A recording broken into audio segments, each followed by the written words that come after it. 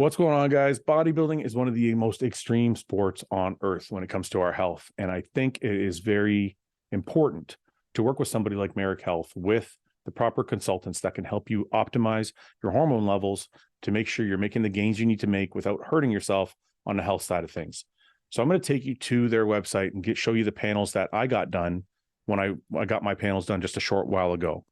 This is a checkup panel. This is not the one I did. This is just checking 53 different biomarkers. This is the panel I did here. It's 84 different biomarkers, but more importantly, came with a consultation with one of their providers. That is the important part, because you can get blood work done anywhere. You can get your hormones checked anywhere.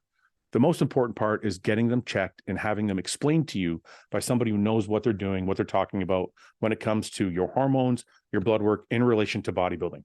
So guys, get to merrickhealth.com/RBP. Use code RBP on your first order for 10% off, and make sure you have somebody with the experience needed to help you guys look over your blood work and talk to you about what your hormones should look like and what you're doing to make sure you're on the right track to making the best gains you can make.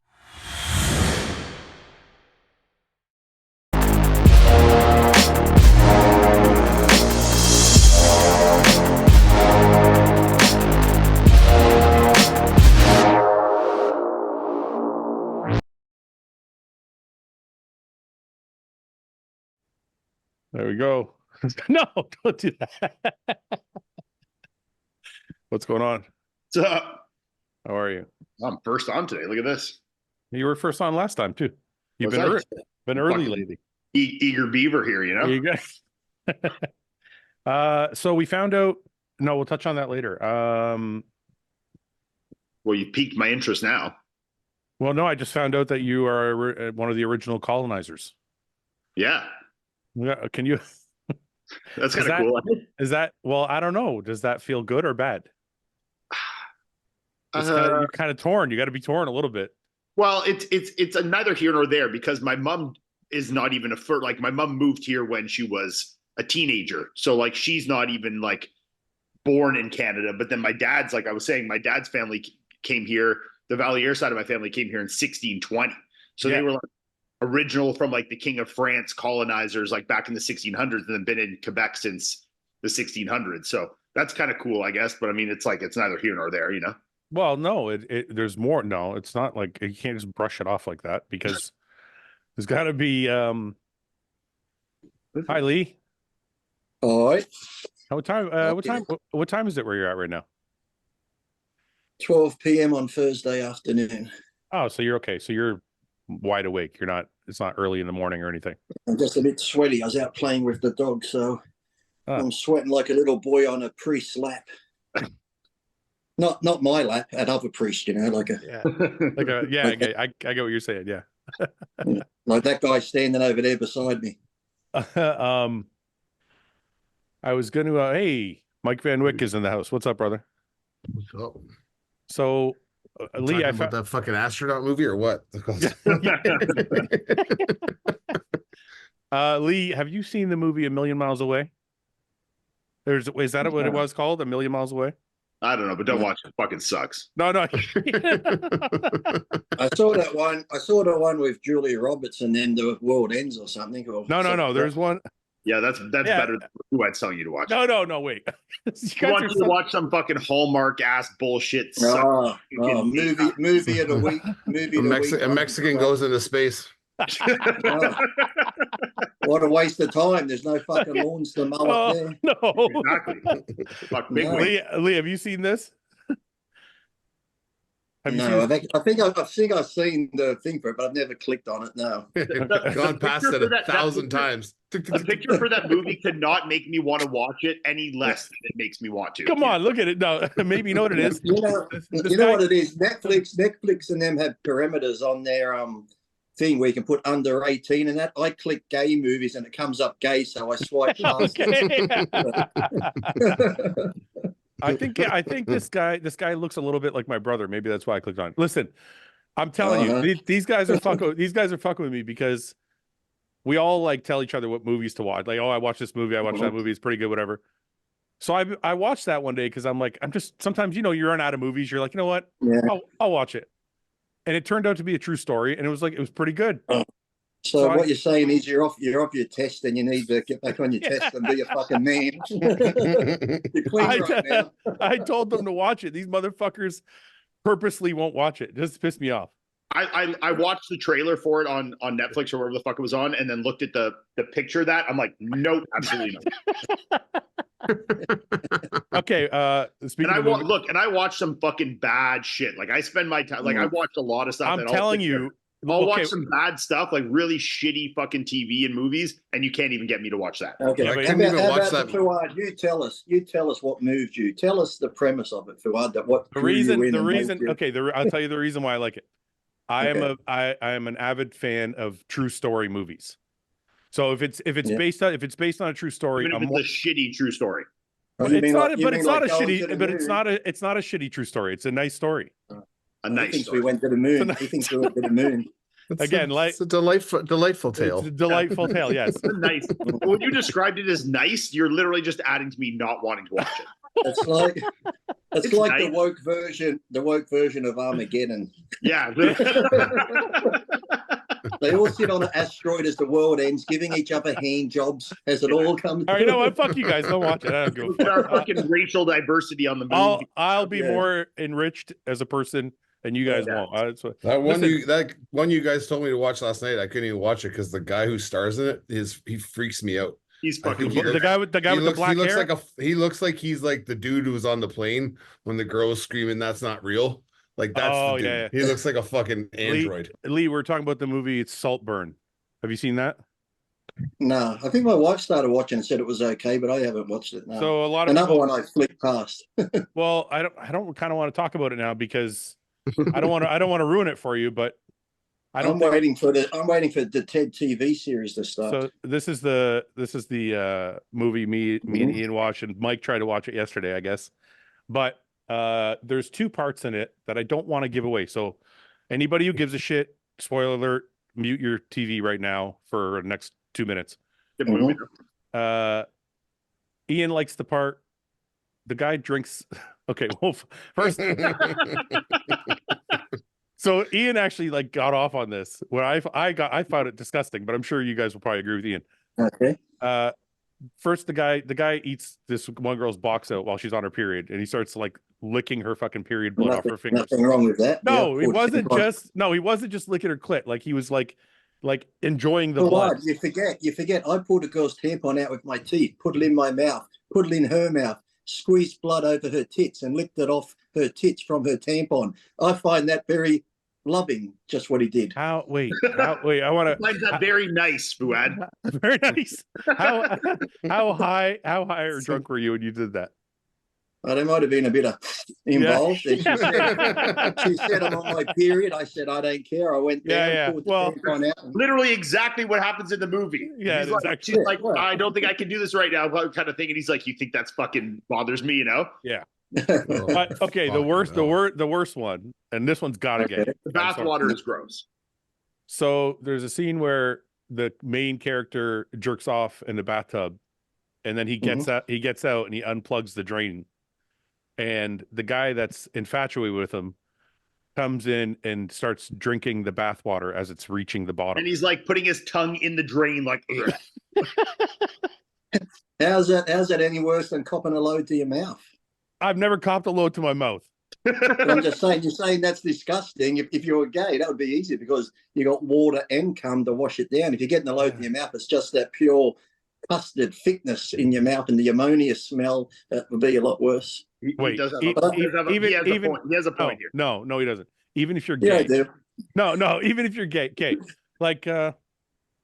Ian's 41%. I'm 42, so I can go a little bit further. How can I make this? 41% me definitely thinks I agree with Lee here. Okay, how can I make this not graphic, but I have to make it graphic. Okay, Lee.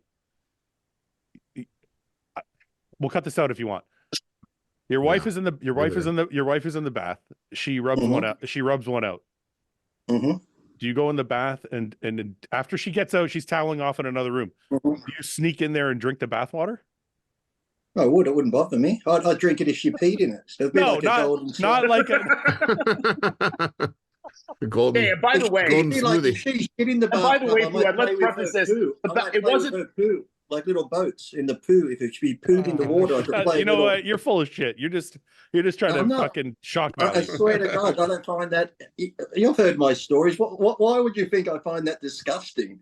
It's not that it's disgusting. Like, if you dared me to do it, I wouldn't do it. But I wouldn't enjoyably go like. I honestly thought the funniest part of it was him on the grave at the end. Oh, okay. Let's not give everything away. Well, let's watch. Was he masturbating on the grave, or was he masturbating? A little more than that. Yeah. He dug up the body and then masturbated over the body. You're getting a little closer. Yeah.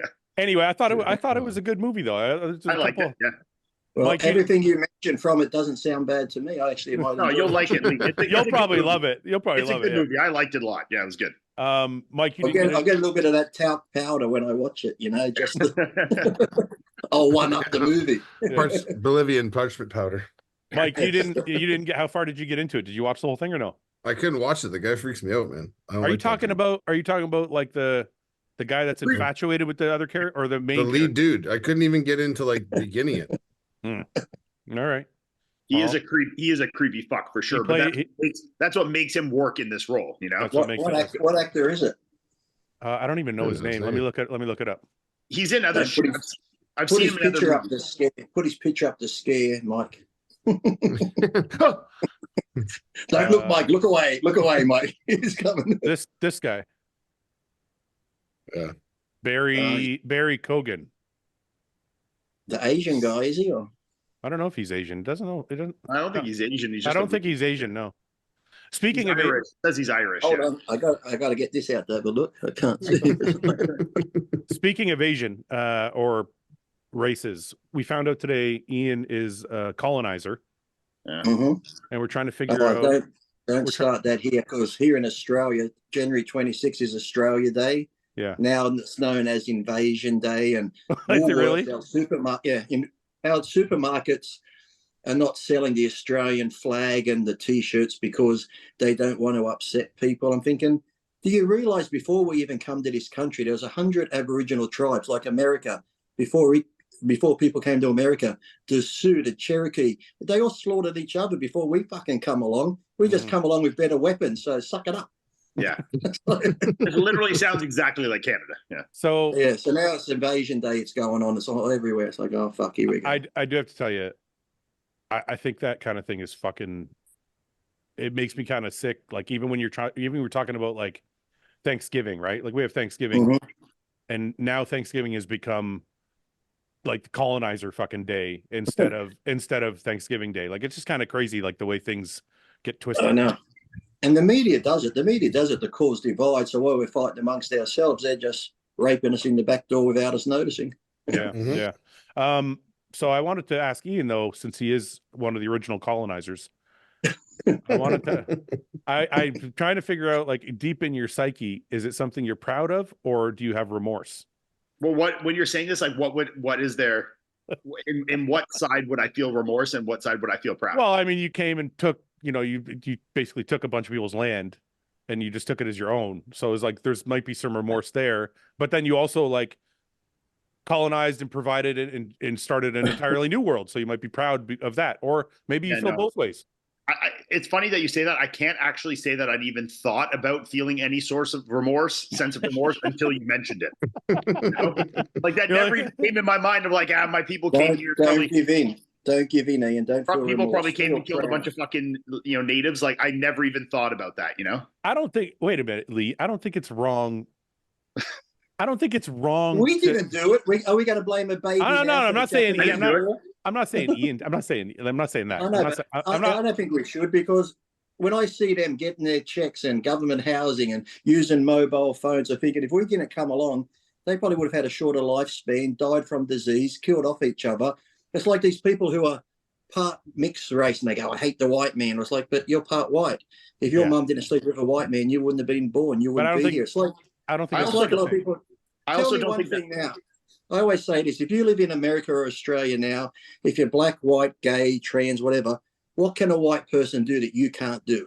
No, they've all got the same equal rights. 100% agree with you. 100% agree with you. I just wonder to myself. I also don't think that my family that came over were like military and that they were coming in to like conquer and take the land, you know? Oh, I mean, that's a nice way to make yourself feel good, but I don't know if you know that. Like they probably did come and like, I'm just assuming. They probably did come and participate in the yeah, we'll take this land over here. Just some like some raping and pillaging. Some raping going on. The Vikings, not sure of who, but that's okay. No, I mean, you know, I feel okay with it. You know, I mean, I'm part of me, you know what, this is okay, we're fucking around, but part of me is like a little bit serious. I'm like, I wonder, not that you yourself should feel bad. I just wonder if like, is there any part of you that's like, yeah, you know what, that did happen. That sucks. Yeah, but it also happened everywhere. True. At some point, everywhere in the world was colonized at some point. You know, whether it's the UK or whether it's places in fucking Australia or the US or, you know, everywhere there was someone that colonized at some point. You know, they came from somewhere else. Everyone didn't start everywhere, you know? And just like Lee said, the people that were, you know, native tribes that were in Canada or in the US long before my family ever got here in the 1600s, like, you know, these tribes were fucking slaughtering each other by the boatload before that, you know? So, right. I mean, people like to think of natives as a homogenous group, like it was one big tribe. No, there were a bunch of different tribes that all fucking killed each other too. Yeah. But it's like I always, people got mad at me because I'd say, look, slavery, all agree slavery in any form was bad. Right. But then it's like the people who are complaining in America today about stuff, I'm thinking, yes, slavery was bad, should never have happened, but it did. But if your ancestors a couple of hundred years ago weren't slaves, and then when they were free, didn't get to move around America and mingle and breed, you wouldn't be alive today. Whoever came over as a slave might have been killed off in Africa, and you wouldn't have the opportunities that you have today. As bad as it was, that has given you these opportunities you have today. So stop bitching about it, living in the past. I don't know if that's really the right way to look at it. And be like, why isn't it? Learn from the past. Because you're kind of saying like you should be thankful for slavery. Look where we got. I'm not saying you should be thankful for it. I said as bad as it was. If it didn't happen though, one of the I guess you could say happened, but it led to progression. I guess you could say one of the unintended positive consequences was that. Yeah, I guess you could say that. I should have put my Trump shirt on today. Where is it? Yeah. Anyway, I don't want to go too far down the political realm. This is. I'm just fucking with Ian because we just found this out today, so I thought it was interesting. Proud colonizer. I'm going to make a shirt of this. Yeah, just put colonizer on the back whenever you go. Okay, I want to talk about the Arnold Classic real quick with Lee. Arnold's. The other reason I want to talk about the Arnold is on that note, Lee, you're working Gym Reapers. I'm going to be there at the booth too. Yes, I'll be there at the Gym Reapers booth. Yeah, you guys are like right across from our booth. Next to you. Yeah. Does that mean if Ian's at the booth and I'm at the booth, he's 41, I'm 42, that means the booth is 83% gay? Yes. At least. It's gonna be a fun weekend, boys. That's assuming that no one at the booth has a couple percent in them to add to that to make it a full 100, you know? Yeah, I'm sure there's some other other there guys. must be someone in there with like a 10, 12%. I'll bring my opposing trunks to sell while I'm there. So when did you actually, this is fun, this is kind of interesting, when did you sign on with Gym Reapers, Lee, or is it just they contacted me about 2 months ago, and then they were asking was I going to the Arnold, and I was meant to be going with somebody else who was going to release a one-off Lee Priest product, but some of the ingredients weren't ready. So Gym Reapers, I was still going to be at Gym Reapers, but only for a couple of hours, but then I told them I won't be going. They said, oh, that's okay, we'll fly you over. I said, you sure? It's a long way from Australia to come over to the Arnold Classic. You know, I get there Thursday afternoon and go home Sunday. It's a long trip, and it cost a bit of money, I guess, too, flying that far. So they said, no. So I said, okay, I'll be at the booth all weekend. God, and I told people to bring me junk food. They bring me junk food and donuts, and all I've been getting is what sort of donuts do you want? So I hope everyone doesn't turn up with donuts and junk food. You know, I'm curious, Lee, because since you're like, I want to work the booth with Lee. I'll just fucking eat shit all weekend. This is gonna be awesome. Yeah. Bring Standby. Standby can help us eat the shit because Sam eats a lot of shit, I hear, and it's very bad. I was actually gonna say, because you're a fellow slob like me. And look what it did to me eating all those cereal when I was younger and junk food. Look, you're an icon. You're an icon. Well, are you a plain donut guy, or are you like one of these guys that likes the really extravagant, like maple bacon fucking nonsense, or like you don't have sweet and savory. I don't like when I see people put bacon on pancakes. I like the plain cinnamon sugar ones, or maybe a custard filled, or a cream filled with the jam in the middle. But these ones that get all fancy with the Kit Kats and chocolate bars stuck in them, and goes right with the 82%. I was going to say it's like right in line with that. Yeah, I guess I'm not gay enough to like those ones. So. Got to be a little closer to 50 for that. Yeah. The cream filled ones are right in your. It all depends. It all depends. You can tell if the cream filled one, if you bite into it or suck the cream out, that could give an indication too on. You're there tonguing it. I got to get it out with my tongue. Now I'm going to be self-conscious to eat a donut.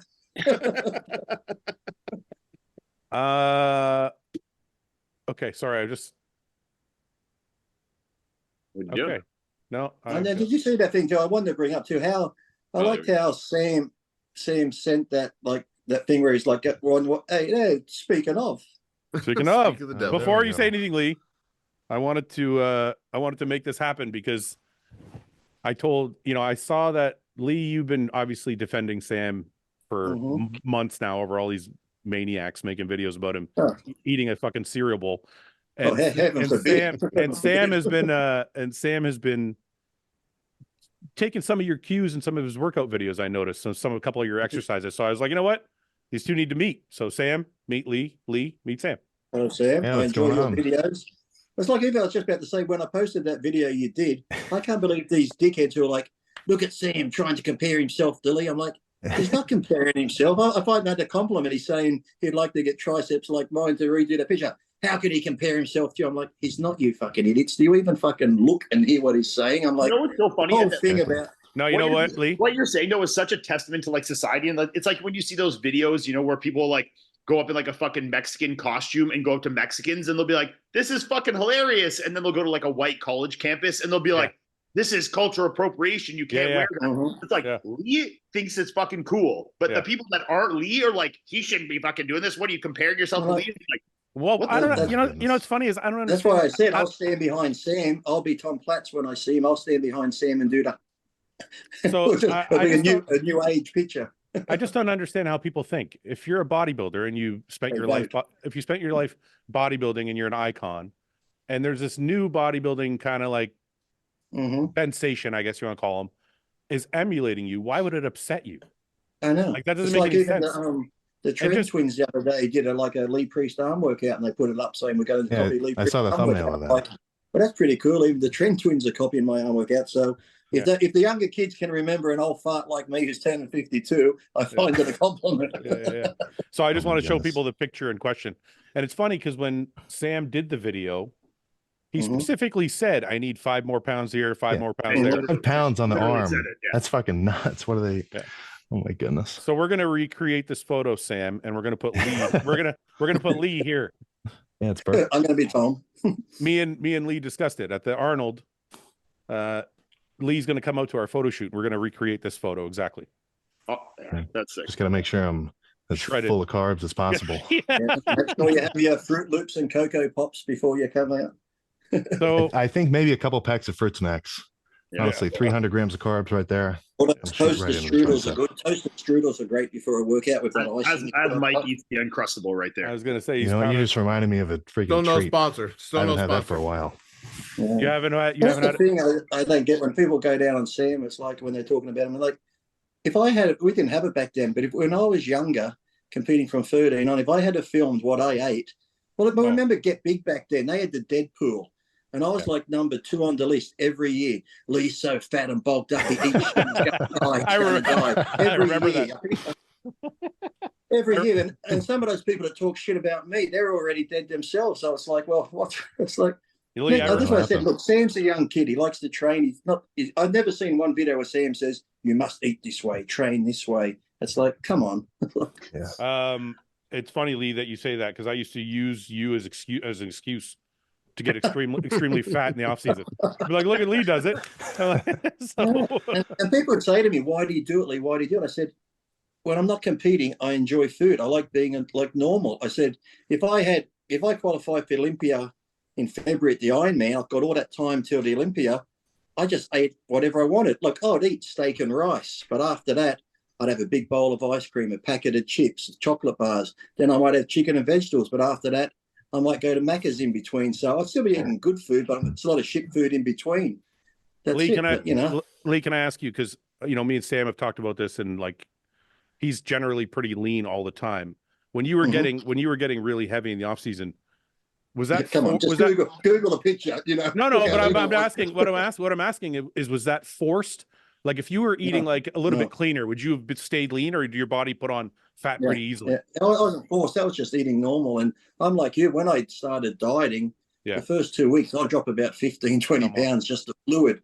Because like one of my meals after training when I was younger in my 20s, I'd get a whole big Costco chicken, a whole loaf of fresh white bread, and a liter of half and half milk. And I'd have that. That'd be one of my meals after the gym. Yeah. And every time I have dairy, my face would just, boo. Well, people ask me all the time, like, why is Sam so popular? Why is Sam so popular? And I say, I think a lot of it is it's more simplistic, and it's not trying to be overly scientific and overly perfect and manufactured. It's more like what we all did when we started. Exactly. Like, there's too much gross science. Yeah. Even when I started, I ate like that. I mean, like, I would have, I was eating the fucking most random shit, like, just to get the calories in. I was drinking, 2 liters of chocolate milk. I was eating fucking cereal. I mean, I remember half my meals, I used to buy the Costco racks of sauced ribs. And I would fucking go on the barbecue up ribs, and I would eat ribs with, like, with mac and cheese and shit to have meals, you know? One of my favorite, like Mike does those big Costco muffins. You get the whole tray of them. I know Mike likes muffins, and you got to eat them all, otherwise they go stale. So you got to eat the whole packet. But it's like I used to get. That's where we should We should actually do the muffin challenge at the Arnold, since we'll all be there. Yeah, and actually attempt it. But you gotta stick to it this time. Yeah, but I'll do it if everyone else is going to feel like shit with me. I'll do it. I'll do it. What's the regulations? How many muffins are you talking about? So Sam, Mike says that he can do 30 muffins, Costco muffins. How big are these fucking muffins? Costco muffins are like double like full normal size. No, Costco muffins big. are like ones are big. Yeah, they don't have like a muffin top. Put it this way. They're like 600 calorie muffins. They're 600 to 800. And Mike says he can do 30 of them in a day, and I'm calling there's no way. In a day. That's okay, you made it sound like a sitting. He made it sound like a sitting in a day. No, but like I could they're see fucking a day. dense, dude. They're dense. Like I could maybe see a day. Sam, if you did 3 an hour, you could get it done. I was about to break it down by the hour. You could just wake up and do 1 an hour. Yeah. On Saturday, I'll show up at your booth before you open, and I'll be prepared, and I'll stay there. If I can't get them done by the Expo day, I have the whole Expo day. See, the hour thing doesn't work, because you'll do the first hour, you do the second hour, and it'll start to build up, and then you'll be like, "Fuck, I need 2 hours before the next one." Well, at least if they're muffins, though, like, it's something that'll digest relative. When you do, like, people do like these things, and you eat like really fatty food or things that like don't digest well, that's when it starts to build. But at least with like simple carbs like that, it's not too bad though. Like in an hour or two, you'll be fine. Dude, we're. I mean, you get a whole mouthful of muffin with a drink, it'll just dissolve.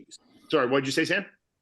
You get a whole mouthful of muffin, but it's not like a steak or something. You add a little bit of water, then you just got mush. You can swallow that easy, guys. I'm telling you, we're talking about smart man. We're talking about like 20,000 calories. Yeah, I've done 36. No, because they're 700-800 calories, Sam. So we're talking about 20,000 calories here. I just don't think it's going to be as easy as you guys are making it. Costco. I did 36 original glazed Krispy Kreme in one sitting. Because when they're soft and warm, you can push them in. You can one bite. I went great until I had a big drink after it, and then it all just started to swell up in my stomach. So, I haven't broke a dozen in one sitting. Their kids don't eat Krispy Kreme. I'm not encouraging in case people do videos about Lee's eating Krispy Kreme donuts. Okay, so whatever you do, don't get the apple crumbles because they are 920 calories a muffin. All the others are about 600 to 670. Oh. So yeah. So Sam, is there a food that you could go in on? Like if we said he's saying 30 muffins because that's his thing. Lee is donuts. I don't know what mine is. Mine's probably cheeseburgers. What would yours be? I don't know what I could pick, honestly. Actually, I've been kind of I'm trying to. You have a big appetite. Like, can you eat a lot? Are you like a good eater? It'll kind of depend. Yeah. Honestly, that's since middle of last bulk, my appetite's been kind of shot a little bit. Yeah. I've been trying to kind of raise it up. So honestly, I feel like I'm kind of right in the middle now. Oh, there it goes now. I can see the headline. Sam ruined stomach doing bulk. We warned him. Sam's digestion ruined. Release the gut biome information. And whatever food we've actually proved that incorrect, because Fouad has 100% good evidence that the shittier he eats, the better his digestion is. I have to agree with Fouad. Yeah. Every time I ate bad food, I went to clean food. My stomach was crap. See? Whenever I went from bulking up, my first 2 weeks of dieting, I was sick as a dog every time I went to diet food. It's funny because I always thought you were full of shit, but now that I've like retired and I have, obviously, I think it's more just dietary variance. Yeah. But, like, I eat good meals, but I eat like fucking a lot of cheese in the day. I have a lot of dairy. I eat fucking sugary food, ice cream. Fucking, like, I ate a bag of Skittles the other day, like, no problem. My digestion now is 500 times better than when I was bodybuilding. Clean chicken rice meals all day. I would have like spouts of like 6 months of fucking diarrhea when I was bodybuilding. See? And now I'm regular as a fucking, you know. Don't forget the blood. Don't forget the blood. And the blood. Listen, this whole video is going to get blasted now. Listen to these guys talking about giving advice to people on eating Skittles. Oh my God. They're all a bad influence on Sam. Look, they should be teaching him. Yeah. Oh Sam, let me ask you something. Do you see any of the shit that people are saying? Or you just ignore it, or do you just not see it at all? I'll see it, but I mean, it's not going to bother me.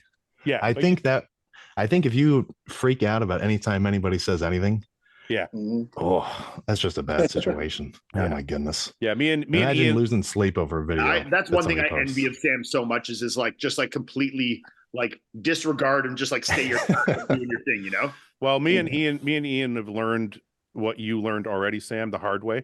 Yeah. And we've now reached, after 20 fucking years each on social media, we both finally reached a level where we're like, yeah, we probably shouldn't respond. Yeah, we don't really care. Sometimes it's fun, boys. It's like rule number 1, just don't respond to any comments. Yeah. I don't respond in a bad way. I respond in, like, if someone says something silly about me, I respond in a joking around way. That's cool. I check out their profile, but every time I respond, then the one who started it goes to report me all the time. Then I get in trouble. You know what I found, Lee? It's I don't mind responding to people on like on Instagram or something like that. It's when certain outlets are making like video after video after video. Ignore that. It's like, just ignore it, because it's just you're feeding. Yeah, no. If someone came onto my picture and said something, I would have no problem saying something back to them. But like, it's before. It's like, you know, you and I were both like, if you'd see a page that would say something false about you, or they'd fucking say shit, we'd go on there and battle to our fucking death's end. You know? Yeah. I feel like it might depend on what they're saying. Yeah, I've never if seen it's just you get libel. Yeah. Like if somebody's saying something that's totally crazy, then I'd probably be like, okay, I don't know what this is even about. Yeah. I'm kind of a rare responder, honestly. Earlier on when I was just doing like the TikTok, I'd comment a lot more. Yeah. And one of my like I got a flag because I commented on somebody's video. It wasn't even anything bad. I was like, I don't know what I said. It was something. It was like, do you even train? It was something like somebody made a really goofy lifting video. Yeah. And I was like, is this your first time in the gym?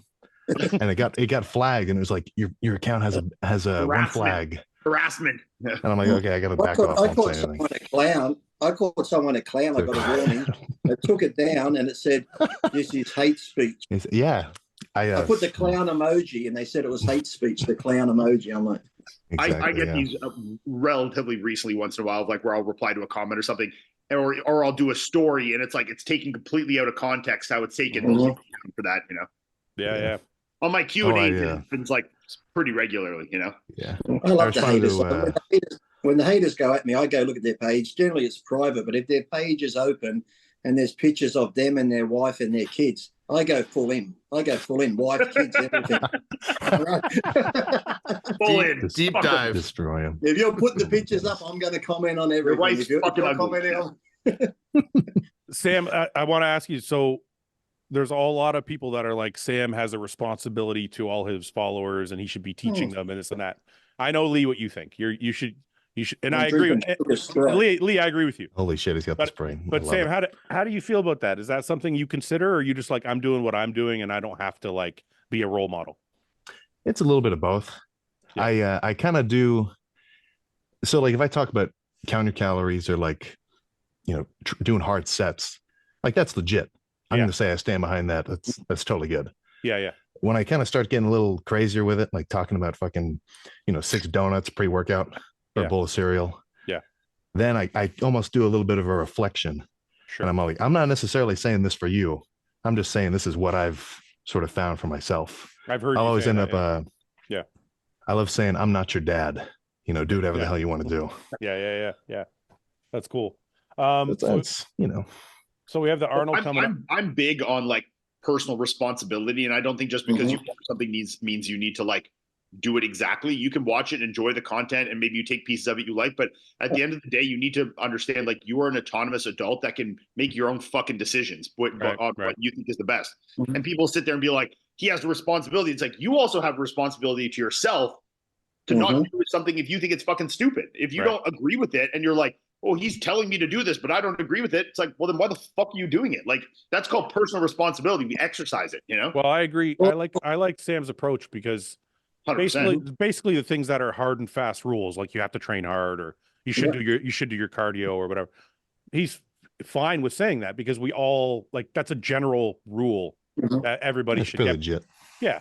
And like he said, he gets behind it. So if he believes it, then he believes it. That's his right. But if he knows he's doing something that is not necessarily a universal rule and it's just for him, he also says that too. So it's kind of like that's really the best way to do it. You're kind of telling people exactly where and when they should be paying attention.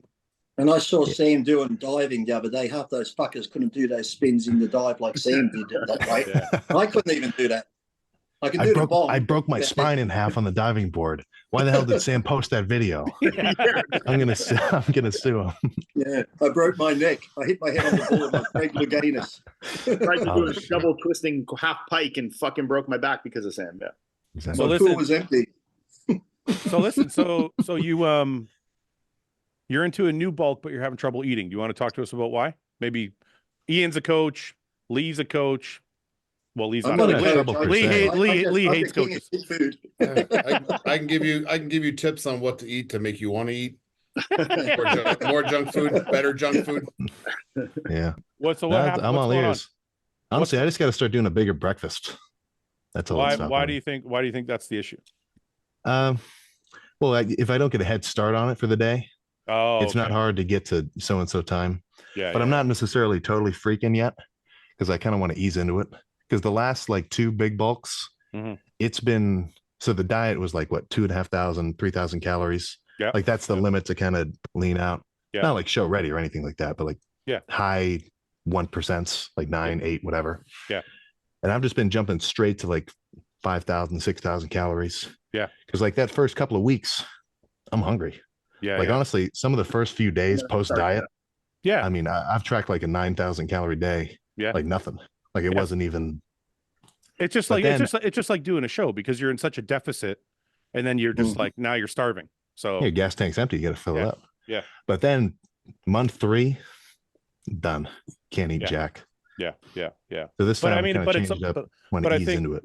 But I think, so I think partially you're right that obviously jumping from 25 or 3 to 5 is going to eventually halt you somewhere along the way.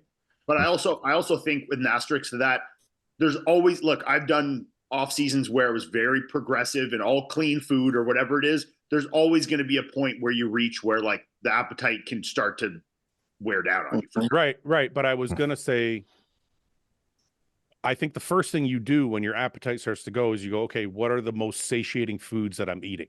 Yeah. So like, do I have a lot of salts in my food? Do I have a lot of fats in my food? Do I have a lot of high fiber foods in my diet? Like you start picking away the satiating foods because somebody asked me one time, like, well, why do you eat white rice instead of brown rice? Brown rice is, I'm like, because the white rice is going to get in and out and I'm going to be hungry again in an hour. Yeah. Right. Well, then you do what I do. You go get a liter of ice cream, you sit it out till it gets a bit soft, put 2 scoops of protein in it, stir it all in, and you just eat it because ice cream never fills you up. You're getting a couple of 1,000 calories and it's easy to put down. That's very true. I've been doing the sherbet. I don't know if it's got to be more than a pint. A pint's the little one, right? Yeah, you got to go at least a liter and a half to 2 liters. Pint's just like that little Like a Ben and Jerry's. This is the best. Lee, I'm talking. Lee, I cannot wait till tomorrow when this goes live. There's gonna be so. Lee gives Sam the worst advice ever. Oh, man. Look at Lee Preach. Look how his career ended, eating cereal all those years and training hard, doing whatever. I can't wait for it to melt, so I just throw the. Go ahead, Sam. I was gonna say I can't just wait for it to melt. I'll just microwave it. Yeah. Give it a mix. It's still kind of solid. Put it back. Yeah. I'm not talking it's like hot. A big shake. It's almost like a big 2-liter McFlurry. You can add whatever you want to it and just eat it. Yeah. I don't know if I'd want to add it. A packet of potato chips before bed. I find that's really good. Yeah. I don't know if I want to add the protein powder into it though. You're literally saying you're literally saying the opposite of what I'm trying to tell him. I'm like you should take out the satiating foods and you're like put in a bag of chips. That's like he's gonna wake up with a brick in his stomach. That's a balance. It depends on the chips. He's got the protein powder, he's got the fats in the dairy, and he's got the carbs from the chips. That's a balanced protein, carbs, and fats right there. Okay, I know you guys are fucking around, but in all seriousness, I'm not. I'm serious. I know you're serious. He's fucking around. And what I'm saying is, the faster the meal is going to digest, the faster you can eat the next meal. That should be the goal. Yeah. Right. But you got to balance it out with how quickly you can get it down too. Yeah. Because what if you have a meal that it'll get through you quick, like you're talking the white rice, whatever. Yeah. But it takes one time. Or what if it takes you forever to get it down? Yeah. So you kind of have a little. Yeah, but let's dig into that. I like that. So what would take you? I actually made this mistake on the other end where I tried one off season, and like obviously this is very contradictory from what we're saying, and it proved exactly this. Like where I was like, hey, I don't want my volume of meals to be high. So I just started adding lots of fats like olive oil onto all my meals, and it made it impossible to eat over time. Yeah. It's like the first day or two, you get the calories in, but over time, those fats, like your digestion gets so bogged down that it was like impossible to eat, you know? So what's a meal, Sam, that you could think of that would be like, you think you could eat it quickly, or sorry, it would digest quickly, but you don't think you'd really want to get it down?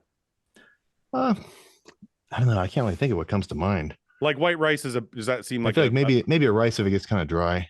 Yeah, that's where you need to see. That's where you got to add stuff. Wait a minute. That's where you need to find tricks. Like I used to eat sushi rice because it doesn't get dry, and it's fucking delicious. Especially you drizzle like a tablespoon of coconut oil on it, and then you mix in your chicken or your whatever you're eating, and it just fucking down the hatch. It's fucking delicious. Put some dextrose on your rice.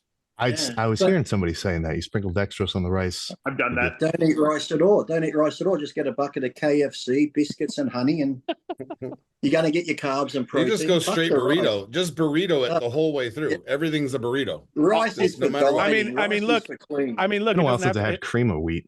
That's what I kind of want to do. Cream of wheat though that's why you should go cream of rice though, because cream of wheat is a little bit higher in fiber. It's going to sit a little longer. That's why you should have Fruit Loops. So cream of rice is gone right away. And then what was I going to say? It doesn't have to be rice. Like you know what I did when I was younger? I would do a lot of pasta and a lot of mashed potatoes. I've been liking the pasta. I actually did an entire off season where a good chunk of the meals I ate were, you know, the like packet powdered mashed potatoes. Yeah, I did that. You get flavored ones and they're like so easy to eat and they taste so good. I actually saw Brian Shaw do it. I'm like, well, this motherfucker's 500 pounds. If he can do it and get this in, then I'm gonna try it. I did the same thing. I used to get a box. Yeah. And you'd mix it with water and it would make mashed potatoes. And they're so good. And they're 2 seconds to eat, and they're the easiest carbs to eat. That was like one of the best things I ever did. And it was gone like this. I'd be hungry like an hour later. They're so easy to eat. Yeah. The year I got second to flex at the Ironman, I didn't have one bit of rice that year. I had spaghetti and just pasta, and I put low sodium tomato sauce on it. I just got sick of rice that year, so I just had I'd have my chicken breast and just plain spaghetti with a bit of salt on it. Spaghetti and like those different types of pasta shells. No rice at all. When I work, you can do that. I mean, when I worked with Hani and when I worked with Dennis, we used to do rice pasta. Yeah. So it was like, and it was way easier to eat than just rice, like just normal rice. So there's a million different options. Like that's what I'm saying, Sam, is you can find, like if you ate white rice pasta, that actually, I go hypoglycemic when I eat that shit. It digests so fast. Yeah. Like it's in, and then I'm like, holy fuck, I'm crashing because it's like, it's gone. And it's so calorie dense. You can pound like 100 grams of carbs. Get that old pancreas working overtime, you know? Yeah, right. You know, I had one thing I would do with the rice for a while. I did this a lot when I was starting out. I got turned off from it because I was like looking at stuff about the absorption of raw eggs. Because I've gone through at least 1,000 raw egg whites. You know, I'm not talking like 3. I mean like a big mason jar, totally full egg whites. Do you just drink them? It's kind of gross, right? It's like slime.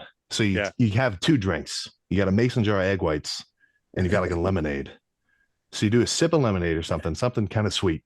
Yeah. And it'll kind of coat your mouth. Yeah. And then you do a big gulp of the eggs. So you don't taste the eggs at all. Okay, go ahead. Sorry. But then I'm looking up like, God, you only absorb half and I'm not going to sit here and drink 2 fucking mason jars for 50 grams. That totally defeats the purpose. 1 is enough. Right. 2 that's fucked up. But what I would do is I'd have big ass bowl of rice. I'd probably at least 150 grams of carbs, maybe cereal bowl-ish, whatever. Yeah. I just microwave it so it'd be super hot, like maybe 180s, whatever degrees. Yeah. And I'd crack 6 eggs into it. Yep. And just mix it up into like I call it schlop. Yeah. It's like it becomes like a just gross, kind of a it's like half not okay, that's even pushing it. It's not even half cooked. All the eggs are totally raw. Soy sauce. It'd go down super quick. But then I got to eat extra protein to make up for the egg whites. The eggs don't have enough. Turn me off to it. Why don't you do a lot of people do the egg white and protein powder mix. Like if you take a shaker cup, put egg whites, and then throw a scoop of protein powder, like chocolate protein, and shake it up. It doesn't taste like chocolate. You know a good way to get it down. I used to do when I was dieting, and it was like a treat. I'd get like 3 cups of boiled rice, put in a bowl. I get like 15 egg whites, and you blend them, so it's like you're making a meringue. They become white and fluffy. You blend the egg whites so they're white and fluffy, get a couple of punnets of strawberries, puree them, and you put the strawberries in with the rice, and then you slowly mix the egg whites in, just turning them in gently, put it in the oven and bake it. It comes out like a strawberry baked dessert. And it's so easy to eat. Now that's a process. Yeah, that's a little too. That's like a special occasion kind of thing. I'm not doing that every night. I'm trying to give you diet advice, Sam. If you don't want to take it, fine, okay. All right, so it'll take a week to prep, but this is pretty good. You let it sit in the fridge. I actually did for a long time, and I'll give him credit for this because I saw it way back. You know when Antoine used to do the fucking kitchen stuff or whatever it was called? Yeah, Antoine's crazy kitchen shit. Yeah. He made this one rice pudding thing on it. It was like making rice with like some kind of milk and honey, and you made it up, and it was like when you add the honey and the milk and everything to it, there was fucking you'd eat the same. It's like a pudding. Almost like double the carbs in it with the honey and the rice with the sugars in it and stuff. Yeah. And it was fucking so delicious, man. I would do that. I ate that like multiple times a day for a long time when I was younger. Well, you have that cream of that dream. Here it's called rice cream or dream. Comes in a tin, and it's actually rice and custard together. Yeah, I used to eat a lot of that before. I used to eat a lot of that before training. Sometimes you get a good pump. It's funny we're talking about this. This is kind of the premise for all of the cooking videos I did. Is you have to. A lot of guys when they're starting out, especially nowadays, they see all the coaches talking about eating super clean all the time, but they have no idea how to cook. Yeah. So they're trying to eat chicken and rice, and they're eating 3,000 calories. They think they're eating a lot, but it's so hard to get down. And I'm like, you have to learn these little tricks that we're talking about. Like you have to learn how to cook the food in a way that you're going to like it and you'll be able to eat it for 10 years straight. Yeah. So just because your coach gave you have to eat chicken, rice, vegetables, it doesn't mean you have to eat it in that form. Like you can make it in whatever form you want. Sam, have you ever blended your meat and rice in a blender and drank it? Tried it. Terrible. I used to blend my chicken and rice and vegetables and make like bubble and squeak. You make like bubble and squeak, they call it. They're like little patties of vegetables, but I would blend my chicken, rice, and vegetables together and make little patties out of them, and then just cook them in the pan. That sounds like a good idea. So wait, you put beef, vegetables, and rice together in a food processor? Yeah, and then fried into patties. Yeah. You blend it all up, and then you put it all in the frying pan, Lee? Oh, that's what you're. Is that what you were talking about? Yeah. I thought you meant a shake. Oh, no. Ian was a shake. He was drinking his. I think. No. I'm talking. So okay, sorry. I should direct it better. I forgot. You guys can't tell who I'm looking at. Lee, you're talking about putting your beef, vegetables, and rice in a food processor. Yeah, and blend it all together like a puree thing, and then make patties out of them. And it's so easy to eat. You could put like 6 or 7 on a plate with a bit of barbecue sauce on. Or I used to have a friend. if you get those sausage making machines, you know, I think you can still buy them. With the vegetables. You get the sausage skin. You get the sausage skin, and all you do is put vegetables and the chicken breast through the machine, and it makes them sausages. And because you eat it as a sausage, it's so much easier to eat. Yeah. Lee, the 42 is turning into 43. That's fancy. Yeah, because they're talking about the cream-filled donuts, and now you're talking about the sausages. I'm starting to get. He didn't even like the taste. He just liked the modality of the form. You know? I just like holding the sausage and peeling the skin back like a little helmet coming out. Yeah, just give me 45. I'll take 45. Damn, never meet your idols. Never meet your idols. This is how... Something about it, just the shape of it. It's so easy to get down. It's like you can swallow the whole thing at once. Iain, you were talking about actually blending your meat and rice together into like a liquid and drinking it. Yeah, have you ever done that? I've never done that. I know of people who have, but I've never done it myself. I've only done it like later in my career as I got older, and like I was really having to eat like astronomical amounts of food to grow. Like, you know, the last year or two before I retired, I did a few for sure where I would put like my full 250 grams of turkey with like 500 grams of rice. Yeah. Put it all in the fucking blender with like, I mean, my buddy Julian will do it where he'll mix it with like apple juice and like fruit juices to add like more calories and make it a little bit better flavored. Yeah. And then you blend it all up together and it's a big fucking blender and then you just puff it. Yeah. Is that, I don't know if like how much of a blender, like if your blender is like this big, right? It'll fill it'll be 3/4 of a good size blender. Oh, I couldn't do it. I couldn't do it. Well, Even... if you want to go 46%, just take your chicken and rice and shelve it. Shelve it. Shove it up your ass. Is that what that means? Takes out all in between. You won't get a bloated stomach. Just put it right in your ass. No, even when I'm making a protein shake, I can't. I'll put like a little amount of water. I can't drink. So do I. I make my shakes with so little water. But this way, because of the volume of obviously the meat and the rice. If you do it with beef, it's kind of gross. If you do it with like a more neutral flavored meat, like poultry, or chicken, and don't season it too much, and you do like the rice and then do something fruity with it, it actually tastes decent. It's just thick, and then obviously if you put more liquid, you can thin it out, but then your volume is crazy. But it's you can get a huge meal down in like 2 minutes. You know, Sam, did you say? Sorry, Lee. Sam, did you say you ever blended anything and drank it like that? I tried the turkey, didn't care for it. You know what you do not want to try blending? Is egg whites, cooked egg whites. Yeah. Oh, cooked egg whites. That was probably one of the grossest things I've done. What did you blend it with?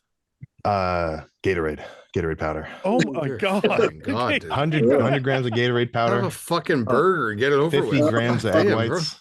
That'd be like a fucking Smurf glue in your mouth. But it's not even. Oh, it's so. Because what happens is the egg whites do not. No, it's not a homogeneous thing. No, it looked like if you put fucking cottage cheese into water. Yeah, and you shook it up. So it's just bits of blended up eggs. Yeah, the Gatorade kind of helps it a little. Yeah, would not recommend it to anybody. No, one of my friends was telling me this was something he used to do and he was pretty big, like natural dude, 300. Yeah, like he squatting the same as me when we were in college together. Yeah, I guess I'm still in there. He left. Yeah, but he would do gilk. What's the Gatorade powder and milk. Oof. Oh, that sounds horrible. it's terrible. So he was doing the milk for the protein and then the Gatorade powder for just calories. The electrolytes, calories. Man, I tried the gilk. I wouldn't recommend it. I never thought of that. If I wanted calories, I do what Mike said. Like my main go-to cheat meal was steak and mac and cheese. I've been liking the steak and mashed potatoes. I don't know about the powdered packets though. I've just been getting the pre-made, like microwavable family size stuff. It's fucking so good. What was the brand I got? Powdered stuff is easy. I hate to bring you back to the shelving, but when I mentioned that shelving the chicken, it made me think of a funny story. The only time my wife has really yelled at me was I was doing stuff in the bedroom alone one night and I was drinking a bottle of vodka, and I got to what was that stuff there? What was that stuff you were doing? That. You know, that like nasal you had a cold. You had a cold. Okay. Yeah. I was doing that, and I was drinking vodka, and I got to the point where I couldn't. There's like this much vodka left in the bottle. I'm like, every time I went to drink, I'm like, oh, I'm going to throw up. And then I remember my wife telling me a story about a guy who shelved alcohol. and it got into his system quicker. I think I've heard that. Steve-O did that. Steve-O did it. I got all this up my nose. So I'm thinking that sounds like a great idea. So here I am over on the office floor there with a bottle of vodka, trying to jam it up my ass. She walks in the door and goes, "What the fuck are you doing?" I'm hitting an all-time low. You said the guy got drunk doing this. She goes, "No, I told you he had stomach cancer and he couldn't drink, so he shelved it, and then he died." I said, "Well, I've only got this much in the bottom. I should be okay." Yeah. I'm pretty sure if you do it, Lee, if you chug alcohol like that, like one shot, because it's not absorbed. But the thing was, because I'd done all the other stuff before, I was like a fucking seal out of the water. I'd done that much before. I'm sweating. I'm on my back. I'm cramping up, trying to get the right angle to put the vodka in my ass. Well, this is what wait a second. This is what I want to ask you. Yes. How do you even do that? Do you have to sit on it and so then I have my leg up against the cupboard. Thinking if I put my legs on the cupboard, that'll bend me over more like this. Sweat's pouring off me. I'm thinking, if this snaps off in my ass, I'm going to glass up my ass. I'm going to have to somehow explain that to go to the hospital. But how did you get wait a minute. How'd you get the bottle in your ass without spilling any of the alcohol first? Well, because it's only in the bottom. So by the time it got up there, it was already starting to pour. But let me tell you, those rims around the top where you screw the top on, even being a bit high, it still feels weird going in, let me tell you. I should have maybe tried to screw it in. You know, I think you're fucking turn it. You're a fucking liar. There's no way. You know what? I don't know when you tell me if shit. My wife was here, she'll tell you. She walked in. That's when you tell dude, when you're on the show and you tell me shit, I'm like, I don't know how much I should believe. Part of me wants to believe all of it, and part of me is like, it's all true. When she's home, I'll do a video. I'll say, "Tell Fouad what you found me doing in the office with the vodka bottle." So this was by yourself? I've never done those things by myself. I usually I'm at a party or something. I tell you, I said normally back then that was the funny stuff, and this thing here and porn on the TV. This thing here on high. I'd wake up the next morning and go, "Why the fuck is my cock bruised?" Because this thing on high doesn't feel on high when you're really out of it. You're not helping me. I just told Sam to get a massage gun. Now you're fucking. It just came in the fucking mail today. Just don't do any special creatine, Sam, before the massage gun. So, how's your chest, man? Sam, I just saw a video the other day. You had a small tweak. Everything okay? You feeling okay? Yeah. I've had worse ones than this before. Yeah. Not that I want to have any, but I've had one. It's typically, I'll never get it like real tendony, like nothing up in the arm. Mm-hmm. It's usually kind of deep, actual meat. Yeah. I've had one in the right one. It kind of go back and forth a little bit sometimes. Now it's totally solid. But I've had one in the right where it was like, if I get out of bed wrong, when it's really fresh, and fucker hurt. But no, this one will be cool. Okay. Sam admits to tearing chest and he still trains with bad form. He doesn't learn. I'm trying to help this young kid. I did a video. He will not learn. After several tears, he keeps doing it. I was thinking about doing a joke and making that video like trigger warning chest, like something crazy. Yeah. Like adding a hospital internet decal. would go crazy. Mike, since we got you here and you're the training guru, or it's one of your me your questions. One of your passions. What is something you suggest other than, I know you're going to say lightening the load, but how do we avoid injury as much as possible? What is something you can kind of point to? Because I had a million injuries in my career, and it's not, trying to avoid them. That's not necessarily true. That's the guy to ask right there, because I've had a bunch. You just didn't feel them. Your pec was half missing by the end of your career, and my triceps were both torn. And your triceps were both torn. My goodness. Yeah. I think all my injuries happened outside the gym. I never once got injured in the gym. I got injured outside the gym. That's what I was getting ready to ask. What did you tear, Lee? What was your worst injury? Yeah, run through them. I tore this bicep head tore off the shoulder when I was lifting up a big flat screen TV. I was holding it like that. It kept slipping. So I turned my hands that way and picked it up and just went pop straight off. And then when that woman T-boned me and crushed all the nerves in my neck in a car accident. And then when I was walking my two dogs on this arm and they both took off really quick and this went snap in here, That one was Oh, that one shit. that was recent, the dog one, right? Yeah, about 6 months ago, yeah, 7 months ago. Yeah. How big are they? He's like 70 kilos and she's like 68. Oh yeah, that'll do it. We've got about 230 pounds on one arm. Yeah. Oh, shit. So You guys That'll have made get me you. hungry all this food talk, so I'm eating some Oreos now.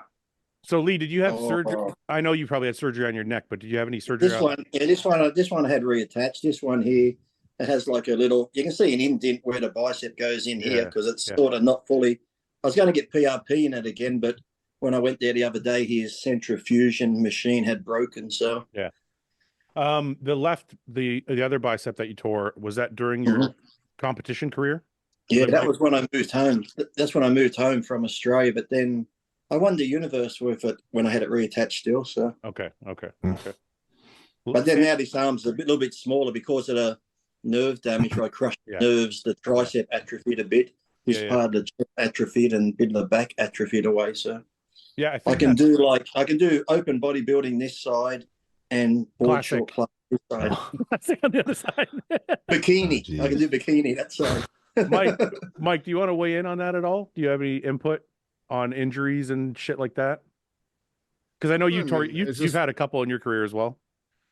Yeah, I mean, just don't ignore shit when it starts to happen. Do you know what I mean? Hey, no, exactly. I think we're getting to a point where there's just an unnecessary amount of weight. I mean, I think if I kept pushing like squats, getting up in like 6 plate, it's just no point. I think I'm a little too egotistical at the bench. I got to probably stick with 3, make better use of it. I don't think so, Sam. I've seen you handle the weight. Like me and Ian were there when you were squatting 4 and you look comfortable. And I'm like, I've seen you squat 5 and 6. I don't necessarily think it's load as much as I think, we've talked about injury a lot. Me and Ian have talked about like, you can also like make the same load harder. Right. So, right. Like, I'm not saying the same loads he's working and just make them harder. I'm not saying you should go heavier. I'm just saying what the point I was trying to make is I think about this a lot because we're always talking about injuries on the show. And I'm like, part of my belief is that once your body starts to pass a certain point size-wise and you start losing flexibility and things start getting more bound up, you're at more risk for injury, no matter how you're lifting. As long as if you're training hard, whether you're training hard with high reps and lighter weight or low reps and heavier weight, I don't think it matters. Once you get into like the 250 to 300 and your body is passing a certain point where it's way past homeostasis, I think then you start risking things happening. Yeah. So I think you have to be more like very conscious of how you're setting up on things, how you're bracing on things, how you're locking down, right? Especially when you're moving loads like Sam's moving or you guys have moved in the past. Like I'm sure when Ian has squatted 6 or 7 plates, he's very conscious of every movement he's making once that bar is off the rack, right? So I think a lot of guys they get in this, and it should be like a goal to progress, but I think they're in such a rush to progress. They kind of like they have great fundamentals, let's say up to like 4.5 plates, and it's like as soon as I get past 4.5, things just start getting quaky when I take off the bar and I start just being like, fuck it, you know what I mean, or like I'll get it, you know what I mean. So you're saying whatever fundamentals you're lifting 2 plates with, keep those even if you're into 4 or 5. 6. Yeah, that's like what I had a conversation with a guy today. The guy I was trained today, and I was just like, he was pressing 50-pound dumbbells over his head for shoulder press, and I was like, he's like, I felt really good today. I'm like, yeah, because you're doing it the same way we've progressed up through 30s and 40s and whatever. Like it's the same. You know how to brace for that weight. You know how to set yourself. So yes, it's requiring a little more effort, but you understand where you're set.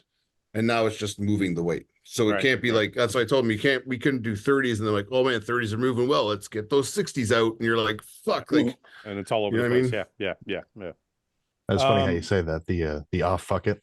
I was just saying a little, because of course, now that I'm kind of hurt a little bit, I keep talking about like, if you do tweak something or something feels a little funky, like let's say you're doing bench, you feel relatively strong, 2 plates, you're like, oh, I'm a little tight, just a little bit. You got 2 paths. You can say, okay, maybe I should chill. Or like you were saying, just fuck it, whatever. Let's hit it. Yeah. Like I've done that when I've taken like fucking like 6 plates off or something when I'm squatting. It's like I do not feel like I'm as locked down as I can be, but I'm walking back and I'm like, There's that moment where you're like, oh, is yeah. is it No, almost fuck, like I got it? It's like, and it's you're almost like, like I'll fucking do it. And it's like, you get it, but like, you don't see that your body did like this, like out of the fucking hole. And you're like, I think what if there's one I thing got like it. that I did like in my career that avoided any like large scale injuries was like I listened to the feeling. Like I always wanted the movement to feel the same level of safeness. So like if I put on 4 plates, 3 plates, 5 plates, whatever, like I always was able to do the weight in the same controlled fashion I was at every other level. And if I unracked it or like a squat and I like went to do it and I'm like, no, this doesn't feel right, I literally would just leave it. Just leave it alone. Yeah. I'm not even trying. Yeah, I'm not ready for this. If I can't do it like I did the 4 or 5 plates, I'm not even trying, you know?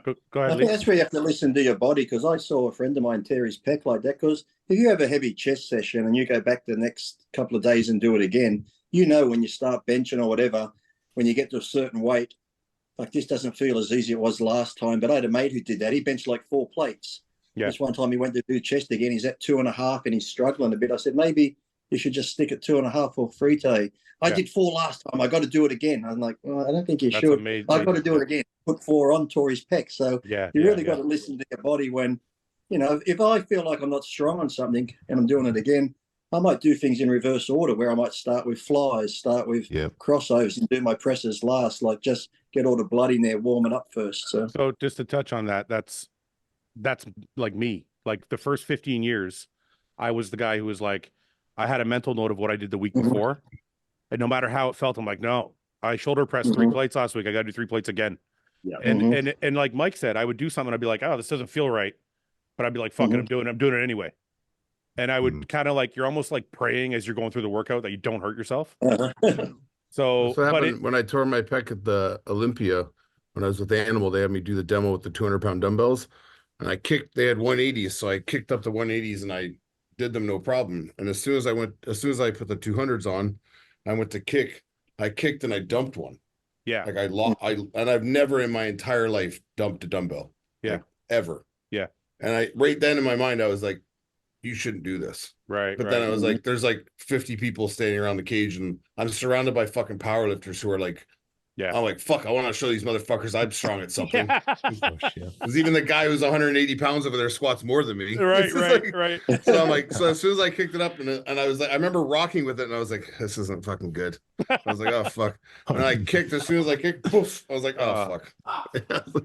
Especially like in an expo setting too, where like, that's awful. You're probably like your hydration's not ideal. You didn't warm up enough. I was sick. On the plane ride from Toronto to there, I literally landed with like a flu.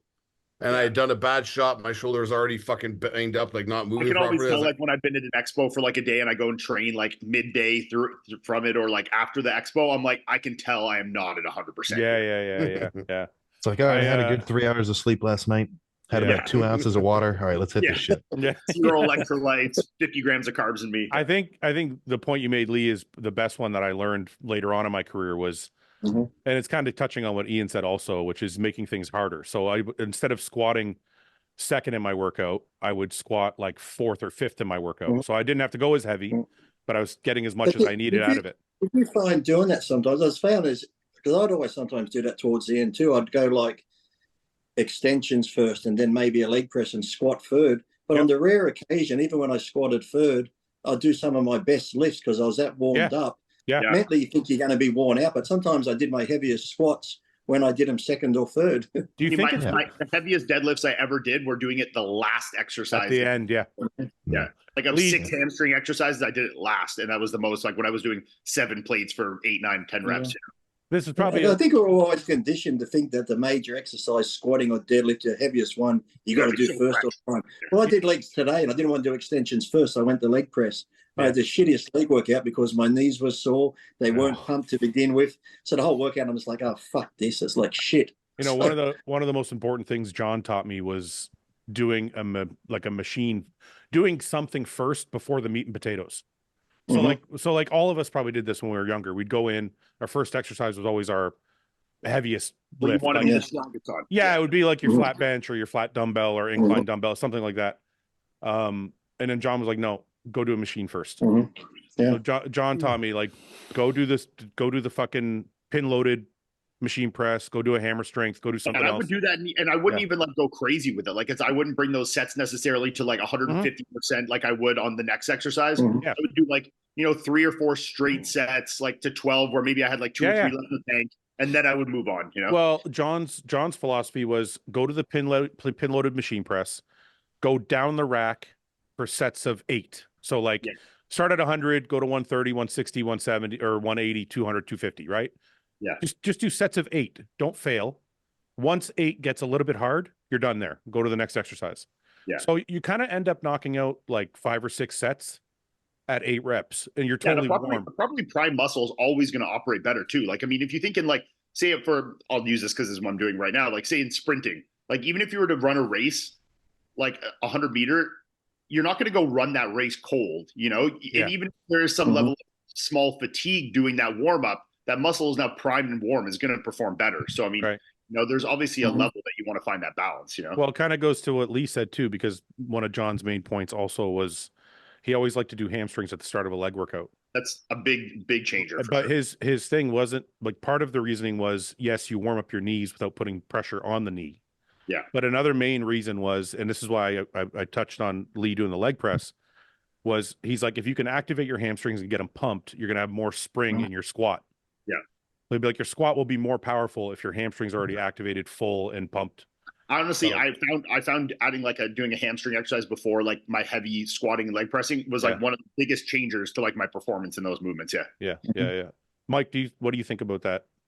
You kind of, is that in your priming for legs? Yeah, I do the same shit. I mean, when I trained Iain, he kind of saw what I do. So I do a lot of stuff focusing on like getting blood into the hips, as opposed to like, I'd rather flood the hips with blood and get the hips mobile and the glute firing, and then understand that everything else is going to fall in line after that. Well, and like when we did it, like the biggest compound movements, when we did like the hack squat, the lunging and all that, that was like the last series we did. Yeah. We did a lot of it's like leading to like to a crescendo of like, this is where the most tension is, and then we're going to fucking walk away from everything. So we're going to build up to something and then get to like max density and then just fucking cruise out of there. Yeah. Sam, Fouad, can you timestamp this so the other people that watch can be like, we gave Sam some good solid advice? This is where they gave good advice. That's how I'll timestamp it. Real advice, 30 minutes. Bad advice. Good advice. Good advice. Do that. Just a disclaimer in the corner. Okay. Yeah. That's how I'll timestamp it. Lee, Sam, do you have any? I know the 90, like whenever I've asked you about bodybuilding, the 90s is kind of like the area you point to. He's like, I wasn't born. What are you talking about? Is there something you want to ask Lee about competing against those guys or competing in that time, or anything that like you can think of that you kind of have always wondered? I want to retire. What are you talking about? Wait, say that part again. I said I made Ronnie want to retire. Yeah, honestly, yeah. For the most part, I mean, I've heard all sorts of stuff about it. But what did I love the clip when you're like, when people ask me about what it's like to compete with all those big guys, don't say big, just say tall. Because you got the same measurements. Yeah. I said, if those taller guys had the same body part measurements as me, I said, they're not any bigger. That's pathetic. Oh my God. No, but that's like Sam, the way Sam trains really and eats, I might have been a little bit stricter because I was always super strict on my training. But that's why when I see Sam doing stuff, I don't get all the hate, because I did a film back then because we didn't have this technology, but I just ate what I wanted. I went to the gym. I had fun. What I was doing at the time worked. Whatever I ate, shit food or good food, it worked. I loved going to the gym. I'd get a great pump. I'd go heavy. And that's all I see Sam doing. That's why I don't understand. It's like he's pretty much doing what I did, just like I said, different form of exercises, but everything else is exactly what I did. And I went and got my blood work done. I was fine. So all these people that say he's sending a bad message, all I see is a young kid training his ass off, having fun, having enjoyment, doing something he loves, and he's letting you come along for the ride. He's not saying do exactly what I do. You should be lucky that he's even filming it so you can see it. If you don't like what he does, don't fucking watch. It's that fucking simple. I think we reached the period in bodybuilding where people are so like they have a scalpel out for everything, right? Instead of just taking the main message. Like when I think of Sam's message, the main message is, I'm doing this shit every fucking day. You know what I mean? Like That's the message. That's the real message. I'm working this hard. I get the message every day. consistency. I get the message it's consistency, and he's enjoying it. He's having fun doing it. He's enjoying what he's doing. Right. But I think what's happening is we live in an era where, because everything's on social media, everybody gets to get the scalpel out and go, well, this is wrong and that's wrong and this is wrong. Don't follow this because that's bad. I'm only trying to tell you shouldn't be eating cereal because it's bad. It's like on one of my videos I said, who out of all of us, our parents said, don't drink, don't smoke, don't do drugs. It's like, we're all going to do it anyway. So it's like, what Sam does works for Sam. Does it work for other people? Maybe not. Or what I did worked for me. And what Sam's doing now, maybe in 5 years, his eating will change. You're not going to be on the same thing forever. So, leave him alone and fucking, they're just jealous. Fuck him. You can't freak out too much too. Cause I mean, you got to remember anything on the internet. It's times probably 50 times 100. Yeah. It's like, well, one thing that was getting me because when you get like your little YouTube analytics or whatever, it gives you a little page of every comment everywhere. Yeah. Anytime anyone comments on anything, it's funneled into this little thing. Yeah. So I'll scroll all the time. I want to read this kind of stuff. Yeah. And I'll see all the comments, maybe not related to just the whole videos in general, but talking about the pec tear. And it's like, all right, here it goes. The beginning of the end. Oh no. And I'm like, okay, like minor tweak, whatever. Yeah. But then I'll see like some other kind of, let's just say science-based character doing light bench, rips his whole pec off the bone. Nobody says anything. Nobody says nothing. Yeah. It's whatever. I was literally just gonna say how many guys we know that train with like perfect form and all this kind of shit that are like and just random shit happens. They'll get injured fucking just like everybody else.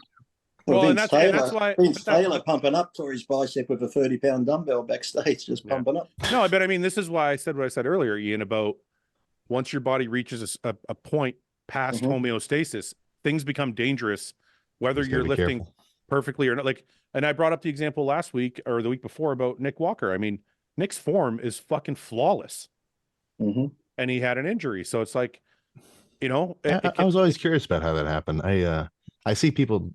I saw comments about that, Nick, saying like he was doing so and so. He wasn't training. That actually just living. Yeah. Well, I remember I pulled my quad. I pulled my quad one time getting ready for a show because I'd leap out of bed. I'd do cardio first thing. Just leapt out of bed, swung around, bent down to put my shoe on. Bang! The side of my quad felt like an elastic band. Sort of went. Yeah. I'm thinking, fuck. Haven't done anything. I just put my shoe on and I fucking. I can't remember exactly the circumstance, but I think he like tweaked a calf training, and then because he was obviously like favoring that one side, he stood like getting out of bed or something one way on the calf that was sore and put too much weight on the other side, and then the hamstring went on him. Yeah, but to me, when people say like this or that happened outside the gym, I'm like, it's all caused from the gym. Yeah, it came from the wear and tear of you training. It didn't just happen in a fluke. Yeah. Well, like Sam should have been around in the 90s and 80s because Sam sort of reminds me of a revised Barbarian Brothers type sort of just enjoys the training, going heavy, having fun like the Barbarian Brothers used to. I mean, look, when I see Sam and I see the Trend Twins and I see that, it's actually like it's refreshing to me because I'm like, these guys are just fucking having fun. Having fun. Yeah. Isn't it funny? The ones that are having fun, just doing it, having fun, get the most criticized. And like I said, they're not saying do this, do that. They're not putting out, you should do it this way and do it this way. They're the most criticized, but they're also the most watched because people actually like to see reality, not just fucking. Oh, it's not just that. They're not only the most liked and the most watched and they're having the most fun, they also have the best physiques. Yeah. Like these guys that are having fun and they're doing it this way are currently the guys in their age group that have the most muscle. Well, that's the thing with Sam and the Trend Twins. They're having fun, but they're being genuine because you can see all these other videos who make videos about them. Fucking fake as shit. You can tell you don't believe a word they say. That's why, hate me or like me. I've been around a long time now. Last show IFBB was 06. I've still got fans because I think if you just be truthful, be yourself, people will either like you or hate you. And then either way, but at least you've always just be yourself. So fucking. Yeah. Sam, one thing too. Sorry, go ahead. Yeah, keep going. No, go ahead. I was gonna say, when I started posting, once you start seeing hate comments, that's directly correlated with like a video doing really good. Yeah. Once so it's like you almost got to see it like that. I'm like, oh shit, people are freaking out. This is a good one. Well, I mean, think of it this way: I was a bodybuilder for 15 years, and I never reached like the levels I wanted to, and I had no hate. I start a podcast. The podcast starts doing well. Everybody fucking hates me. Like, what the fuck? It's like, He's gonna it's roll like, with it. yeah. So I I'm mean, like, fuck, perfect example of this was, and Tyler Mannion actually joked with me about this once.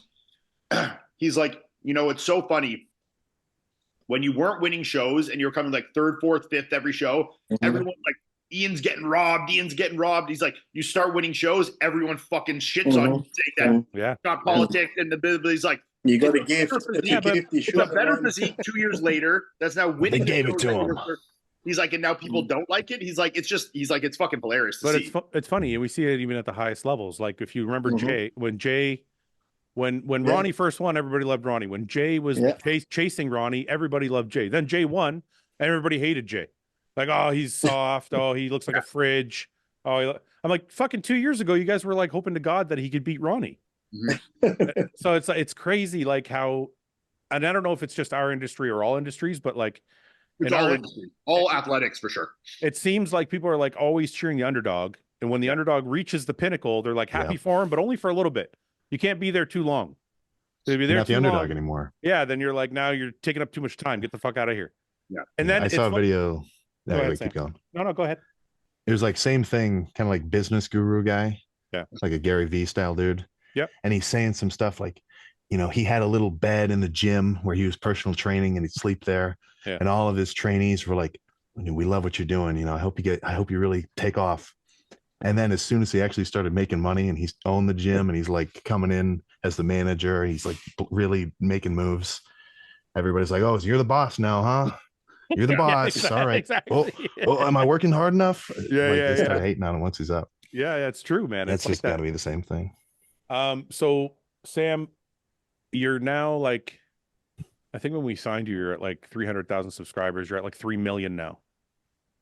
Are you notice anything different in your life, or you live in the same life? Like, I know obviously going to Bakersfield, you had like huge response, but I mean, in your daily life, just going to the gym, going around, like, are you noticing a change, or you just live in the same life? Well, I'm doing all the same stuff, but now like you go walk down the street and I look to my left and I see one of these. One of what? Oh, one of those. Like a look. Yeah. Like it's cool, but I mean, how many fucking pictures can somebody take without asking you for it? Yeah. Like it'll get a little annoying sometimes. If it's just me, I don't care. If I could give Sam any advice, I'd say get a face tattoo. Yeah, you think so? Immediately. Is this the bad advice section again? We're going back now. That's good advice. Yeah. Like Mike and I, we got tattoos. Like when Mike was sitting there like this, the same as me a second ago, I'm thinking, that's what I'd look like without a watch on and no hair. I'm thinking. We're sitting exactly the same with our hand like that. I'm thinking, that's the way to do it. Go against the current. So look at everybody else. Okay, everybody else around me, no tattoos. I've seen you with some crazy hair in your day. Have you ever grown facial hair? No, I got like a. Oh, who are you talking to? Lee. Yeah, Lee busted out. Once, but I when it grows thick in some spots, but then it's blonde here. So from a distance, it looks like I got the mange, like I got gaps everywhere. Patches, yeah. Yeah, so I just shave it off. You probably don't have to shop for sales anymore when you're shopping, right, Sam? Yeah, just whatever. I'm buying the same shit. So yeah, You a buy the couple same pounds shit. of ground turkey, whatever. Okay, wait. This is interesting to me because I know, obviously, all of us have the story. Probably when we started, we were eating like canned fucking 99 Well, cents. I'll get more steaks now. That's for sure. That's what I was gonna say. Because like when I started, I was eating like tuna and mac and cheese and shit, like I ground was beef. doing And mainly then as you start making mainly money, protein powder, turkey. Now a lot more steaks, a lot more red meat. so you're not, when you shop now, you're just shopping. You're like, I'm gonna buy whatever the fuck I want. He's going the ribeye. Yeah. I don't have to text my mom to Venmo me anymore when I'm at school. Hey, what's the Kroger card again? I need $10 off this grocery trip. So I don't know how far into that you want to get, but well, I've been trying to bug you to buy a new car. Are you going to buy a new car? I'll wait for this one to blow up. It's kind of a thing. It's kind of your thing now, right? You're like, you know what? I drive a beater. I drive a beater. But at this point, you just got to see it through and drive it to the end, Yeah. That's what I'm saying. I could see a million miles. Yeah. Right, maybe not that far. What's it at now? It's at I think it's at like 175. 175 miles. Yeah. So it still works. Almost 300,000 kilometers. Yeah. Yeah, it still works, still moves around. That'll go forever. What is it? What It must car? be a Toyota. Yeah, it's like a Camry. Yeah. If you get a Toyota service, those fuckers. I had a Toyota Prado 2002 model. It was like 800,000 Ks had a service. They kept going. I ended up getting rid of it. I was thinking the same thing. I'll get rid of it. Corollas and Camrys are going. So I just got rid of it. So it's I was safe jealous. to say. Go ahead. So my parents got me a Camry, and then they got my brother the same one, pretty much. His was a 6-cylinder, and then mine was a 4-cylinder. Oh. I've driven his before. It's way more jumpy. I'm like, God damn it, whatever. Who cares? Shouldn't be speeding anyway. I don't need to spill it. Yeah. Speaking of T-bones, I only got in one car crash. It was at my city job. That's what I've been doing the last few summers. It's like you paint crosswalks or just a bunch of random stuff, pretty much. Anything that the city has to paint, that's like my job. Yeah. Or it was. And I'm in the work truck with my buddy, who's like our partner, because we drive around in duos. And if it's raining, you can't paint nothing. So our boss is like, just go patrol. So we just drive around the truck all day. But one day, I'm like controlling the music, and I asked my buddy, like, "Hey, do you want me to play something?" And I must have distracted him at the perfect moment, so he didn't see this stop sign. So I'm sitting in the truck. I got my gallon jug of, like, I was dieting at the time, so Crystal Light grape. Oh, that's what did it. Ran straight into oncoming traffic. A dude hits me on our side. Everybody was totally fine, but the jug exploded. So the truck flipped it spun around. Everything's totally wet. And my partner said, "I've never looked more mad when I looked at him." Because you're Crystal. Because he just totally spilled the chips. Imagine if that was chocolate milk. What a mess. Yeah, that would have been rough. Yeah. So no, but I don't see a different car. The only thing I really upgraded was I got a fancy camera now instead of the phone. yeah, but that's a work expense. That doesn't count. Exactly. So there's I've seen no. that on your hat. Is it like a microphone clipped on your hat when you do your videos? Is it? Or Yeah. People are getting concerned. I'm exposing this side of my brain to electromagnetic radiation. Maybe I should switch it. Maybe I should switch it to the other side. Like, give your whole brain cancer, not just one side. Yeah. All right. Exactly. Before I get into questions, before I get into audience questions, Mike, Ian, Lee, is there anything you want to ask Sam before I get into audience questions? Nope. I want to see him answer some of the audience questions. I just enjoy watching Sam's videos, like I said, and don't worry, Sam, you don't have to answer them. I answer the hate for you because I get bored some days. Mike, just go, look at this old washed up bodybuilder talking out like, fuck off. Mike, anything? Nope. Are you good? No? I'm good. It's all pretty settled. Okay. What do we got? Does it bother you when you wear short sleeves with no triceps? No one honestly bothers me. The length. Oh, are they referring to you having no triceps specifically? No, they're saying in general. Oh, someone with no triceps. Like you see somebody with no triceps, are you upset? I only don't like. I have a pet peeve with certain lengths of sleeves, and especially wearing them on myself. Like if they're like a weird, like just a bit above the elbow, but not enough to like see your arm, or like cover the whole thing. I need them all. That's why I like these ones. As long as they come right to the elbow. That's perfect. Like them. Or like the next levels fit, like a next level sleeve is like perfect. Yeah. It's a little shorter. Something about that just fucking irks me, you know? Yeah. If they go up, I got to keep pulling them down. If they go up, I keep pulling them down. Sam, are you a shorter sleeve guy or a longer sleeve guy? Nah, I like a big. Like I want probably pit of the elbow. Yeah. And then nice and probably baggier too. I like it. Keep the guns concealed. If you guys suddenly woke up and were 27 again with all the knowledge of training, how would you have done it different? Now, we answer this all the time. Okay, let's skip that. I guess I'd be like, holy shit, I'm fucking 27. Like I'm old. I've never been that yet. If you were an animal, which would you be and which we already did this, didn't we? Which would you want to be and which would you really be? Oh, so like, what do you think you would be if you were an animal, and what would you like to be? I like when the Chihuahua looks in the mirror and he sees a Doberman. Is that like Yeah, I think I'd like to be a grizzly bear, but I'm more like a black bear. I'd like to be a bear came to mind too. I'd like to be like whatever like a cute, lovable dog is, so I can just live like a nice life, being fucking loved and pampered my whole life. And like that's a good one. I never thought of that. Because like if you're like a house dog, you're like a nice golden retriever Yeah, if that you're like everybody loves. I just get to chill on the couch all day. You feed me. I go Yeah. on fucking walks. Be a fucking police dog or an attack dog, just fucking people up all day. Yeah.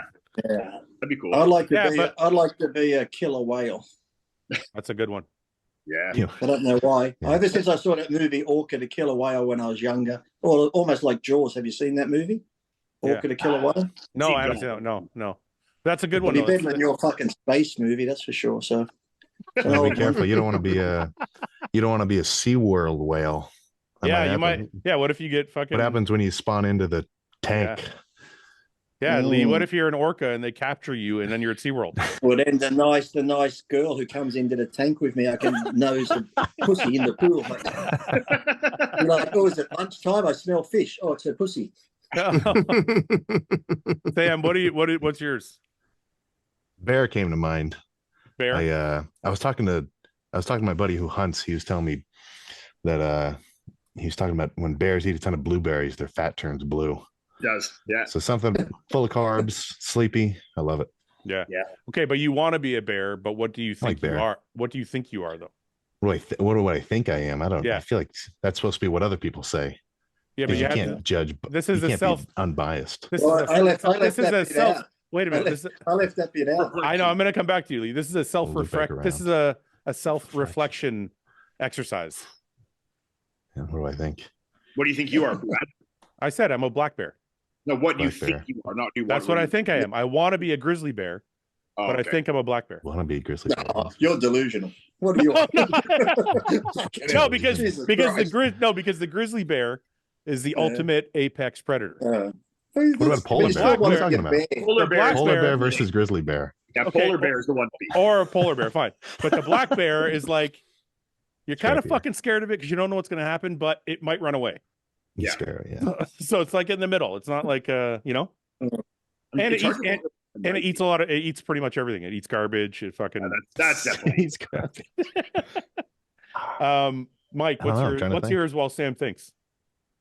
You want to be like some type of jungle cat, Yeah, that'd be nice. like That's super valuable. agile, super like Like I a can, tiger, sleep in trees and shit. Like a Like fucking leopard. panther. like a Like cougar, yeah. like a cougar. Yeah, yeah. Like a cheat, like somewhere I'm just like super black- agile and not, lethal. not cheetah, not cheetah. Yeah, One something of the black lethal.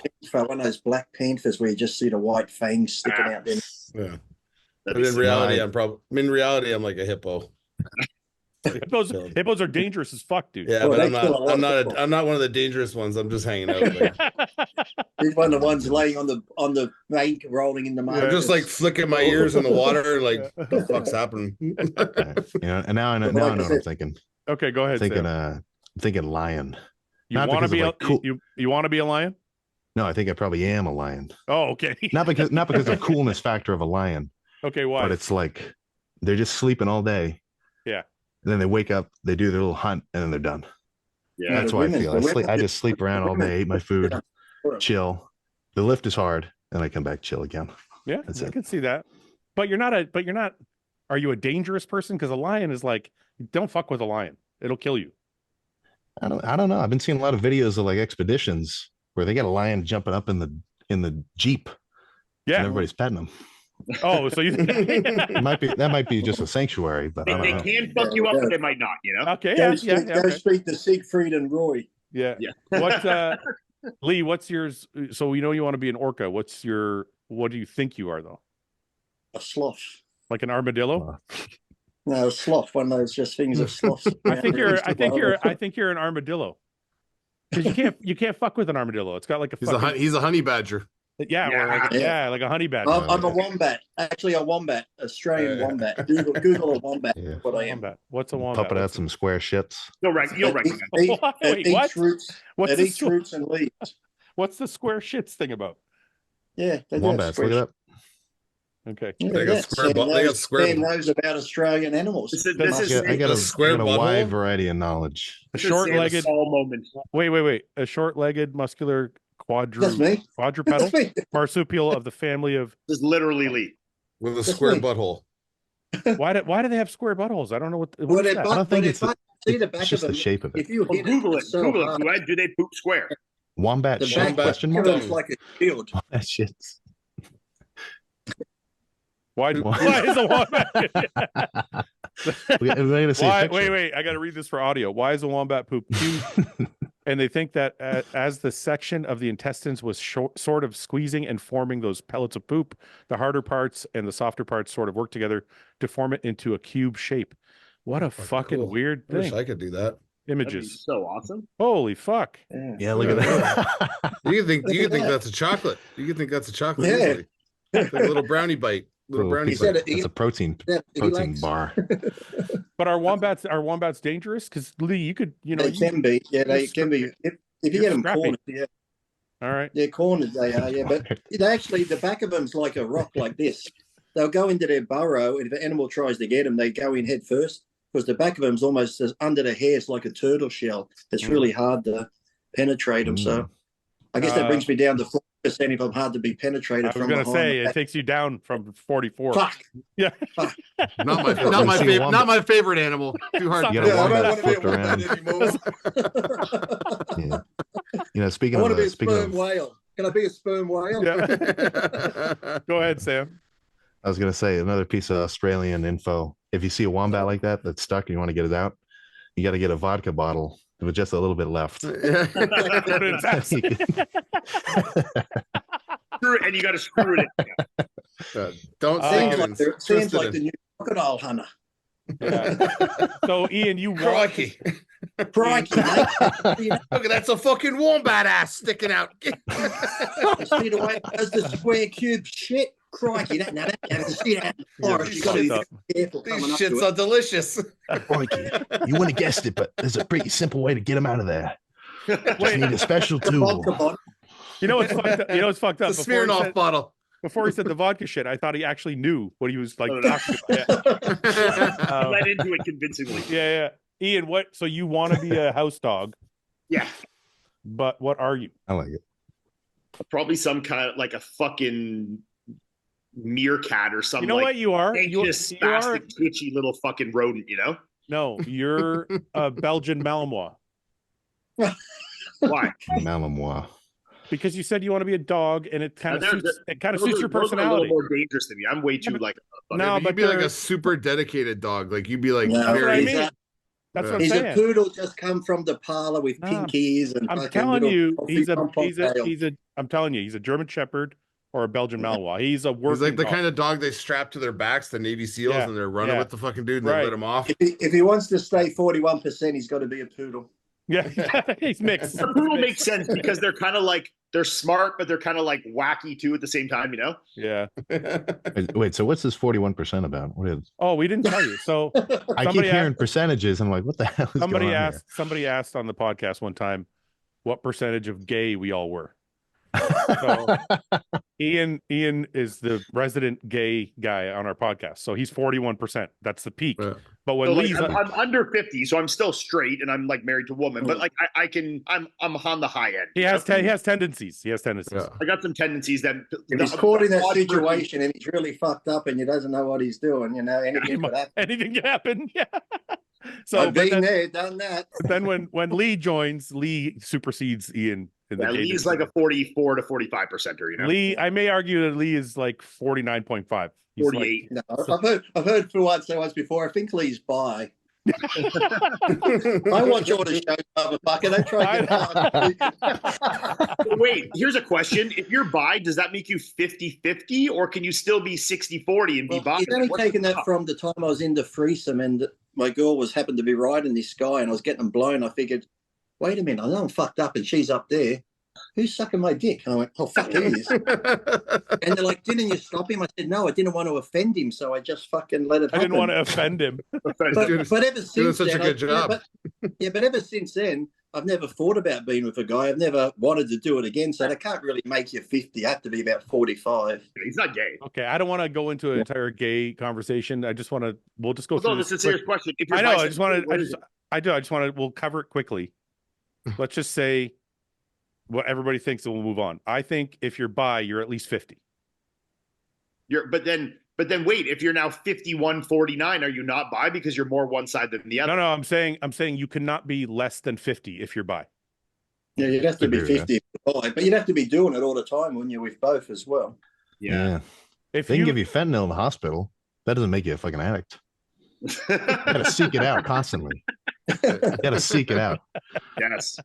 It all depends if you're getting a prostate check while you're on the fentanyl now. So wait a minute, are we all saying it's 50 then, or above? 50's by. Yeah, Yeah, it has to be. Yeah. You gotta be active.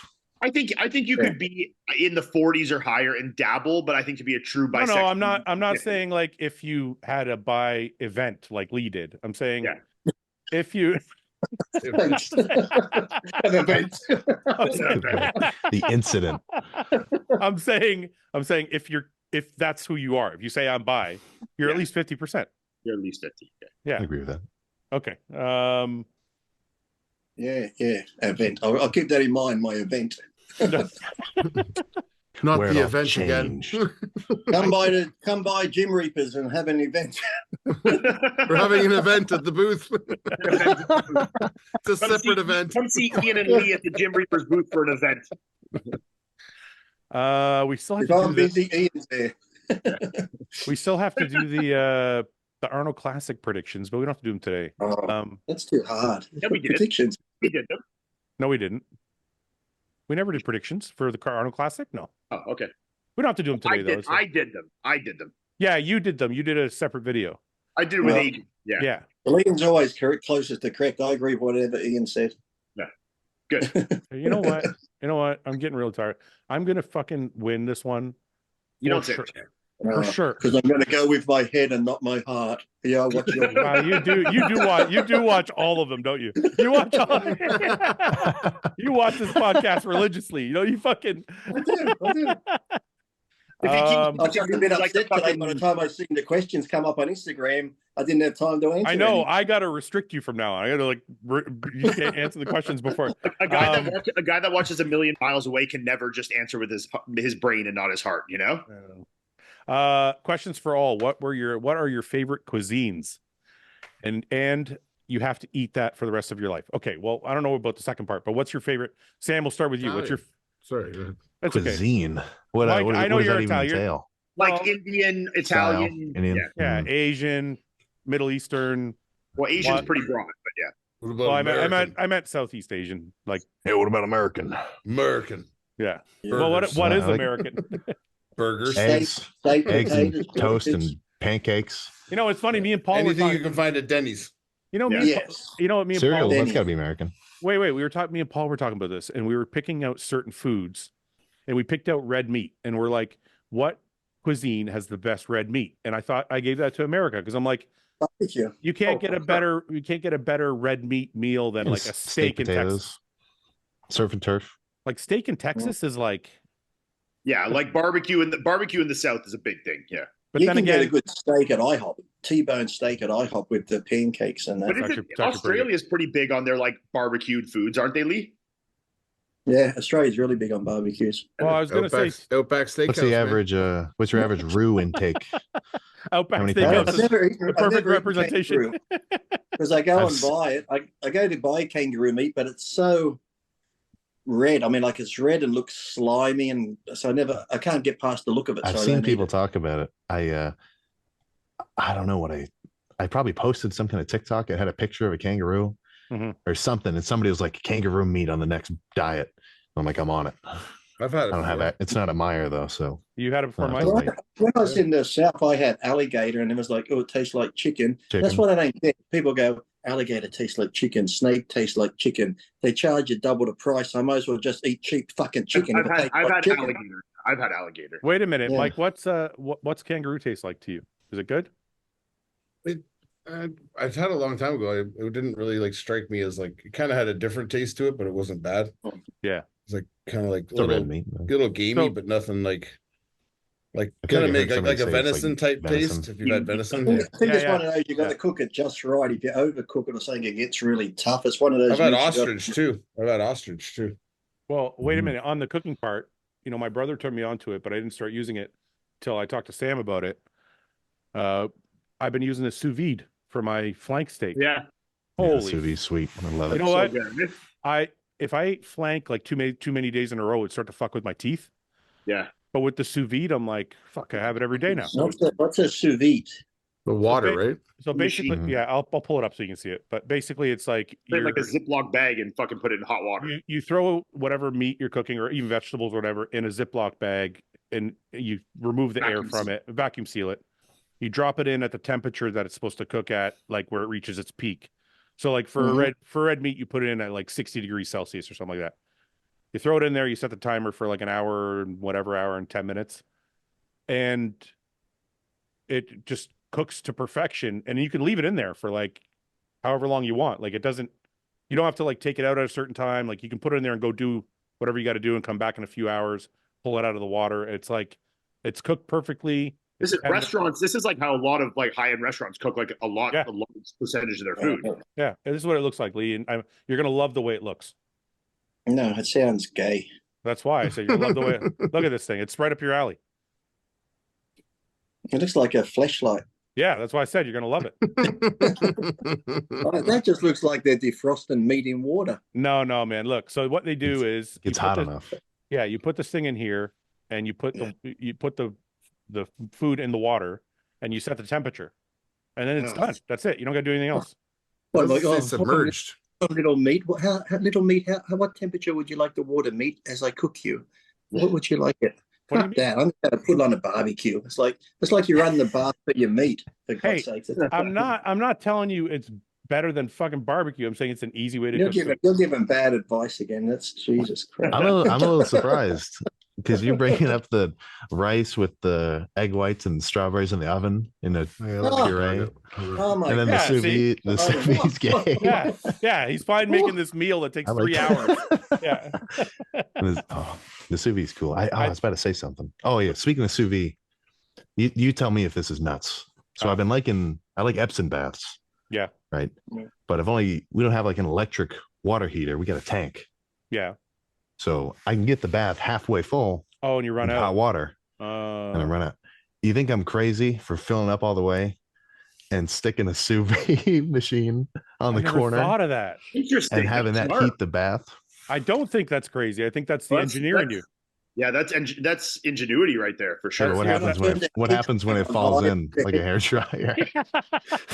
Yeah, no, that's the bad part, dude. That's a fucking ingenious. Try it. Get the water hot, and don't get in the water until you take the machine out. Maybe leave it. Yeah. And then you can have a bath and cook your dinner all at the same time. Yeah, get in there, bring your steak in the bath. Put the vacuum bag in there. and then if you ejaculate in the bath, you can drink the water and eat your meat. Sam missed that. Sam missed that part. Sam, audio cut out for like the last 3 seconds. What happened? Have you seen the movie? Have you heard of the movie Saltburn? Saltburn. Never. It's on Amazon right now. Anyway, if you watch it, you can cook your meat, have fun in the bath, eat your meat, and drink the bath water all at the same time. This sounds terrible.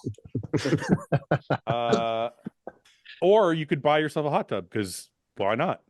Yeah. I was looking at it. You can get a scrappy one. It's like $400. Just 2 people, inflatable. Just get a fucking real one. You can afford it. That one would be funny. What if I put it in the living room? It would be funny. Ian, did you ever do an Epsom salt bath before a contest? I did. Not before a contest, no. I have, yeah. Any special effects? Yeah, it's supposed to draw you up. For some reason, you got to put a lot in there. You got to put tons and tons in there. You got to make it really salty. And the water's got to be as hot as you can, and it draws the water out. But when you get out of the bath, you're like, oh, fucking lightheaded, and you're fucking. Yeah, but it wouldn't like a hot bath would do that anyway, even without the salt. Like that's what fighters. That's what the salt's supposed to do it. Yeah.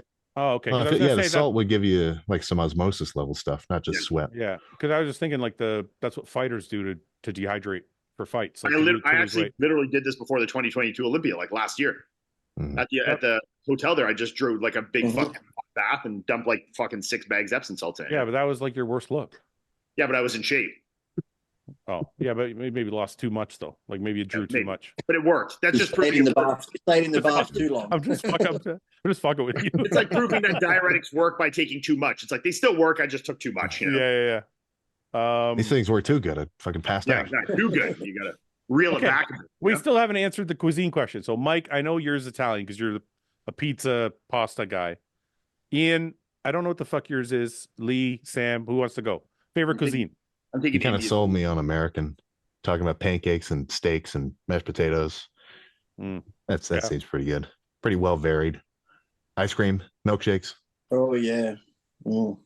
I'm gonna fucking go Italian too, because I think if I could have my choice to eat anything for the rest of my life. Okay, Paul. Huh? What? Okay, Paul. No, listen. If you could only eat one thing for the rest of your life, right? Hey, but are we answering the eat one thing for your rest of your life or your favorite cuisine? But to me, those are the same, because if I can eat It's it for the rest in of my that life, style. Yeah. If I can eat that It's for like the rest of my life, Indian food is definitely my favorite cuisine, but I wouldn't want to eat that for the rest of my life every meal. I like Chinese. Chinese is good. Yeah. For me, it's I'll one put of down the a same. thing of I'll put down a big bowl of lo mein. Love it. Yeah. So greasy. I don't mind the sesame oil though. Yeah. Yeah. So Italian, Lee, you're Asian. No, I'm going Denny's or IHOP. So Fast menu. IHOP is the best. IHOP is the official restaurant of Hostile. Oh well. Yeah. I love it. You should see it. They'll sponsor the Detroit Pro. I should. You know what? Yeah. It's a good What about Cinnabons? When I used to go to the Arnold Classic, when I'd get there, I'd always eat the cookies at the DoubleTree that they give you, even if I was competing. Those are good. The cookies. Yeah. But then I'd go to that mall around the corner, and I'd buy a big box of those Cinnabons with extra icing. Where at the in Ohio at the Arnold? Yeah, you know that mall that's over the back where it has that gym up in there as well. And no, I thought you were talking about the market that they have there. The market that they have there has awesome food. And it's actually a mall, and you go in off the side street across from the government building, and there's as soon as you go in, there's a Cinnabons in there. I'd get the bonds with the extra fucking icing to put all on it. Cinnabons are so fucking good, man. Cinnabons are delicious. I don't know if I've ever had one. You never had Cinnabon? Melissa made cinnamon rolls, but Melissa made buns over Christmas, but she like slightly underbakes them, so they're like really fucking soft. Oh, it's soft in the middle. They were so good, man. How do you guys feel about buffets? I mean, it ranges. It's a really good buffet. Like a good buffet. Vegas, what's the one in the really famous one in Vegas? That's fucking huge. Rio. The Rio. I thought it was MGM. It might be MGM. I can't remember, but it's fucking really good. The food's good. The World Buffet at Rio, I think, is the one that was renowned for a while, but they're good if you get there when they open. You don't want to go after everyone's been digging through it and leaning over it. And I've been to some good ones and I've been to some fucking terrible ones. Yeah. So we like or don't like buffets, Mike? I like them. I like the one at the Wynn in fucking Vegas is amazing. The Wynn, that's the one I'm talking about. Yeah. But do you like dinner buffet or breakfast buffet? Breakfast buffets are pretty good, but then the dinner ones have the good dessert ones. So you start at the dessert end and work your way back. Sam, are you a buffet or no buffet? I like it. I mean, it depends. Obviously, I wouldn't like a bad buffet. Of course. We've got one that's kind of close to, it's like halfway on the way back from the gym. Yeah. It's called like Tianfu. Yeah. You got a ton of ice cream. It's like Asian. Yeah. But I would want to like eat a steak before, because all the like, it's all imitation. Yeah. Like, I love all the carbs. You know, some of my best gains ever was when I was living in Toronto, and we used to go to all you can eat sushi after like almost every workout. Me too. That was fucking awesome. That was some of the most years I grew is when I was doing the all you can eat sushi like once or twice a week. Yeah. One of my best rebounds was after an Olympia. It's like, was it Long Beach? Olympia used to be like the end of September.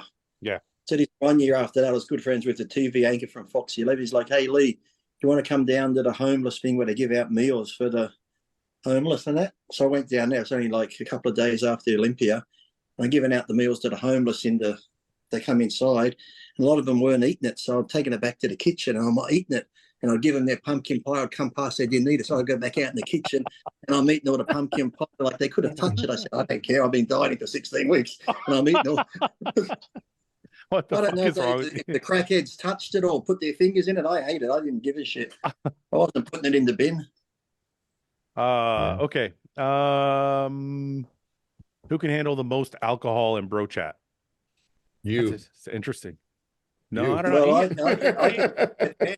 Well, is it going up your ass or is it going in your mouth? Because Lee wins the, Yeah, because when I'm full this way, I've still got another. Actually, maybe Ian. It might be Ian. Actually, I was gonna say Ian's up there. Yeah, I was gonna say Ian's up there, man.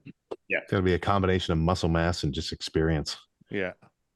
Eat first, drink milk, line your stomach, and you can go for a good. This is interesting. I've heard of that. The butter pads. Yeah.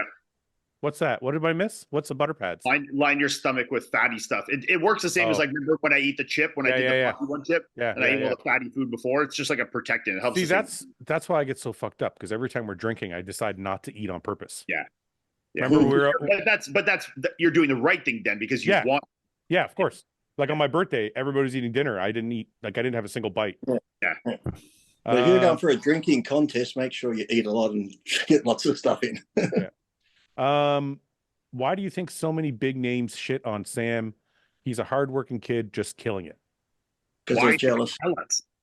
It's got to be. It's got to be fucking. It's honestly, it has to be like, I didn't make it in life, and this kid's making it, and I'm fucking upset. Honestly, I disagree with that because sorry. There's one other option. Sorry, I just want to. Or the other option is, I know this person's going to help my algorithm, so I'm going to make as many as possible. Yeah, I disagree with the sentiment of that saying big names, because I don't think anyone bigger than Sam would ever, like, you would never catch Chris Bumstead saying something bad about Sam. I 100% know this. But I don't think that's what they mean. Chris about Sam, he thinks it's fucking awesome. Like, he's not, you know. I don't think they mean bigger in popularity, because there isn't many in the fitness industry. I think they just mean like big names that we're used to, like successful bodybuilders. And I think honestly, some of it is jealousy. I think a lot of it's jealousy, because you have someone that doesn't have the accolades that you have, that are way more popular than you. So I think when you get someone that has the accolades and is equally as popular, like someone like Chris, then they're like, they can let go of that side of the ego and be like, this is just fucking cool, you know? Yeah. I've been doing it all wrong. I just started using my YouTube channel again. I'm up to 10,000 followers. So do you mean I should attack Sam to get more viewers? Unfortunately, that's how it works. Sam, I'm sorry. I'm next video I'm doing. Fuck him. I was on bro chat. Tell him I learned the truth. Let me get in there. When we weren't recording, you should have seen what he said. Sam Sulek exposed. It's got to be just a different style too, because you got to think, some massive character, if they've only been talking about how they've eaten chicken and rice. And then I'll do a video and we're like, all right, just fucking had a sub from Subway, loved it. Now I'm gonna drink this thing in milk. It's you know, it's almost like a defense method. Well, what you're doing is you're invalidating their truth. It irks them big time. Yeah. Their truth is, this is what works. And then you see somebody else come along is doing something totally opposite that works. And you're like, now it's invalidating everything I've been telling everybody.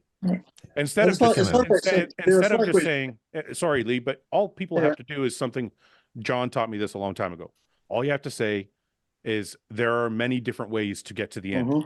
Like, it's not. I'm always saying the same shit. I'm like, you can see an Olympic lifter doing a snatch, and the dude looks bigger than 99% of the people you've ever seen in your gym. Like, he's doing a double by. He looks like he should be a classic dude.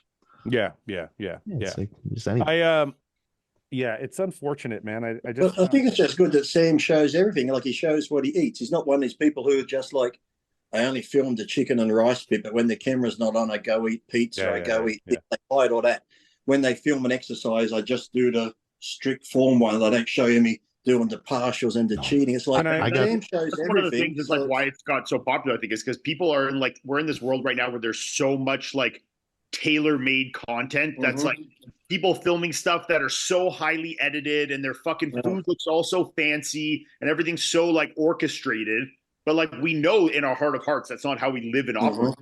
So when you see something that's like authentic, people want to watch it because it like feels good to watch things that feel real to you, you know? Yeah, well, I feel like, because you're almost like, hey, I eat chicken and rice, but you know what? I also do eat cereal. I also do eat McDonald's. I'm okay. I'm not bad. I'm not, because these other people have you believe you got to eat clean all the time. Don't do drugs. Don't do this. That's like, oh, fuck off. Yeah. I don't think there is one other thing I think that plays a part.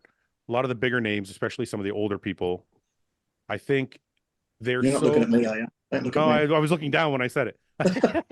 Just when you get older. I think they're conditioned to think, I have to compete to get popular. Once I compete and I get some credibility, then people will follow me. And there's like the step-by-step process. And it's almost like Sam has jumped the line. And he didn't have to do any of the competitive parts. He didn't have, so people are like, what the fuck? He doesn't even compete. And like, it doesn't, it's a different day and age, man. It doesn't matter anymore. Yeah. Like, I'll think about that. I feel a little spoiled, because unless somebody just loves competing, because and then you do your show every year, it's sweet. You know, you just like it.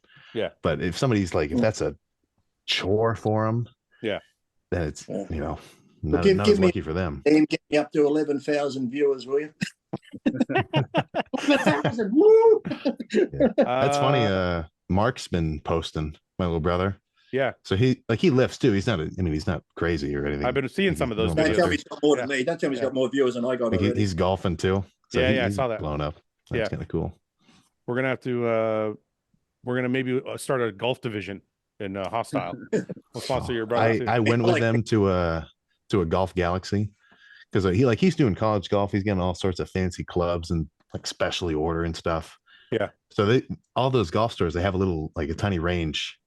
I tried swinging the golf club. It was rough. I'm like, my whole body's moving. I can't even. Yeah. It was terrible. That's when you probably tear a muscle doing that, not in the gym. You tear it doing Guys, golf. serious spine tweak. I got a herniated disc. That's why mini parties. I was squatting. It's like the truth is I just like tied my shoe or some shit. When is Ian getting more tattoos now that he's retired? Yeah, Ian. At the Columbus, Mike and I are dragging him to the tattoo shop, and we're going to pick him out one. I actually have down for that. Yeah, I actually have an appointment on the 23rd too. I want to get my arm done finally. If you and Mike pick an actual decent tattoo, I'll get it right away. What was the best day of your bodybuilding career? Would love to know from everyone. Lee, what was when I retired? When you retired? I was literally going to say the fucking same thing. Well, didn't have to worry about sponsors looking a certain way, doing this, doing that. It was like, because when I got into it, I just loved the training, and the competing came because of once you got sponsors, they wanted you to compete, and I hated competing. I like going to the contest, meeting the fans, but getting on stage, I fucking hated it. So but Lee, things are different now. I don't, because I remember, like, for example, when I was with Muscle Tech, you would have to kind of behave a certain way. You couldn't say certain things. You couldn't talk about steroids and all that. I always do. What do you mean? What do you mean you couldn't say anything? I'm just saying, I'm just saying, like, things are different now. Like, I don't think companies care anymore. Some do. Some do. Who do you think does, Ian? Doesn't Gymshark still care? Yeah, a company like a company like Gymshark. What's more unpleasant for you? Sitting on a public toilet seat that's still warm from the person before you. Well, it's nice, isn't it? Or wait, I got a story. Let's hear the question. I got a story about this, Ian. So I was driving to Toronto. This is really fucking gross. I was driving to Toronto last week, and I stopped at a service center. I had to go to the washroom. So all the stalls were taken. So finally, like, the handicap stall, which is the primo stall for anybody who wants to go to the washroom, opens up, and the guy leaves. And I go in and I sit down. And the first thing I thought was, oh, it's warm. I'm like, that's gross. But then I thought, it's kind of nice at the same time. Sure. So I was like, in the exact predicament that you just said, that's come up. When we go hunting, like the cabin we have on our hunting property, we have like an outhouse. There's obviously no like electricity or running water there. Yeah. And it's like the seat there, especially because overnight and stuff, it gets cold as shit. And you actually always want to be the last guy to use it, not the first, because then it's like nice and warm when you get in that little fucking hut. You're not like freezing your ass off on this cold toilet. You want to be like the fourth guy in, so you're like in a nice warm toilet. Yeah, but you know those guys. Would it be different if it was like a stranger? Well, but let's be serious. You know, though, in a public toilet, whether it's warm or not, 16 billion people sat on that before you. Right. So it's like the difference in disgust is the same. It's just warm now, which is kind of nice, you know? Hey, let me read the rest of it. There's a second part to the question. Yeah. Sorry. You ball up the toilet paper, though, when you sit on it, and you put it down here between your legs so your penis doesn't touch the front of the seat or anything. So it's like you put the toilet paper. No, I thought about that, though. Okay, rest of the question. Sorry. Sitting on a public toilet seat that's still warm from the person before you, or stepping barefoot into a public shower that still has water on the floor from the person before you. I think Go ahead, Sam. What do you think? I'd say shower's rougher. You're just gonna get a wart or something. It's not gonna kill you. I have way less issue that's with grosser. the toilet. Yeah, I have less issue with because I could walk away with something with the shower. Like you got a fucking wart on your foot. It's neither of them bother me, but the toilet bothers me less. I don't mind the toilet. Yeah, me neither. Mike? Well, you don't want to be in a rush. I'm unfazed by both. Yeah. What about when you go to urinals and you got shoes on, though, but there's so much piss on the floor, you got to actually stand in the piss to use the urinal in your shoes. I hate that. Yeah. Or Depends like at a bar, when you're at a bar on laces. like a Saturday night and there's like fucking piss everywhere on the floor, you know? Yeah. If my laces are tucked in, I guess it's fine. Arnold Classic Expo in the toilets is pretty much like that. All right, Sam, go ahead. I was gonna say if my laces are not on the floor, I guess it's whatever. Yeah. You know, it'll kind of rub off when I walk You're away. you're gonna touch those laces at some point. Yeah, you're late. Oh. Yeah. I feel like Paulie from The Sopranos, if you know what I'm talking about. No. He did a whole rant about that with the laces. But Fouad, you know what? The first thing I thought when you told me that story about all the stalls were taken. Yeah. I maybe didn't even really believe this, but like 25% of me was like, don't tell me he just shit in the urinal. I was literally believe it, but like I wanted that. I wouldn't put it past the Fuck you! I wouldn't shoot shit in the fucking. I don't think you would either. If the bathroom was empty and you were like on a road trip and you really had to go, you might do it. No, I wouldn't. I think if you're dying, maybe you're totally dying. We were on our way to Acapulco or Cancun one year with a group of friends, and a friend of mine is like, "Do you dare me to shit in the urinal?" I go, "All right." He shits, dude. He shits in the fucking urinal at the airport. I've never. If you shit outside of water, it reeks so bad. He stunk up the entire fucking area in and outside the bathroom. Okay, now let me ask you this: if say the bathroom, all the toilets are out of commission, there's only a urinal, or there's the women's bathroom. Are you going to venture into the women's bathroom? Yes, I've done it. No, I've done it. I'll go to the women's washroom. Yeah, so have I. Yeah, I just go. You know, it depends. I almost pissed in the shower at the gym yesterday because they got like 4 toilet stalls. Like for 20 minutes, everyone was in there. When they finally come out, Anytime Fitness, they got their phones. I'm thinking, is there only in there? And then they got the showers. I'm thinking, if no one comes out in a minute, I'm going into the shower and I'm pissing down the shower plug hole because they're just sitting in the toilets on their fucking phones. I'm busting to go. I mean, everyone's pissing in those showers anyways. Who cares? Yeah, you turn the shower head on, whatever. Yeah, rinse it down a bit. It's good. Okay, we'll do another. With the women's bathroom. It depends. A single stall, I've got zero problem. Like when it's just a private, that's nothing. That's just a random title on the door. Yeah. But if it's a full-on stall bathroom, I've never gone in there. Why? I have before. For one thing, it's never happened.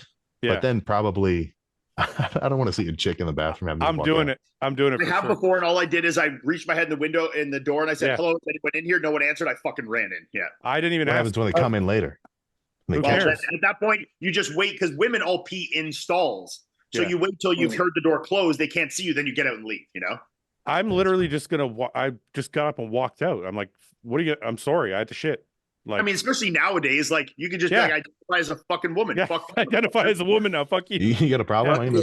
Sue your ass. I did what I did one day. The toilets were all full and the handicap one was empty. I'm thinking, they're not going to come. I go in the handicap one. I come out. Guess who's waiting? A true handicap person. he's like, you know, that toilet's the first time he said, that toilet's meant for me. I said, yes, I'm sorry, but you know what? I'm treating you as an equal. Now you know what it's like to wait for a toilet. And I walked off.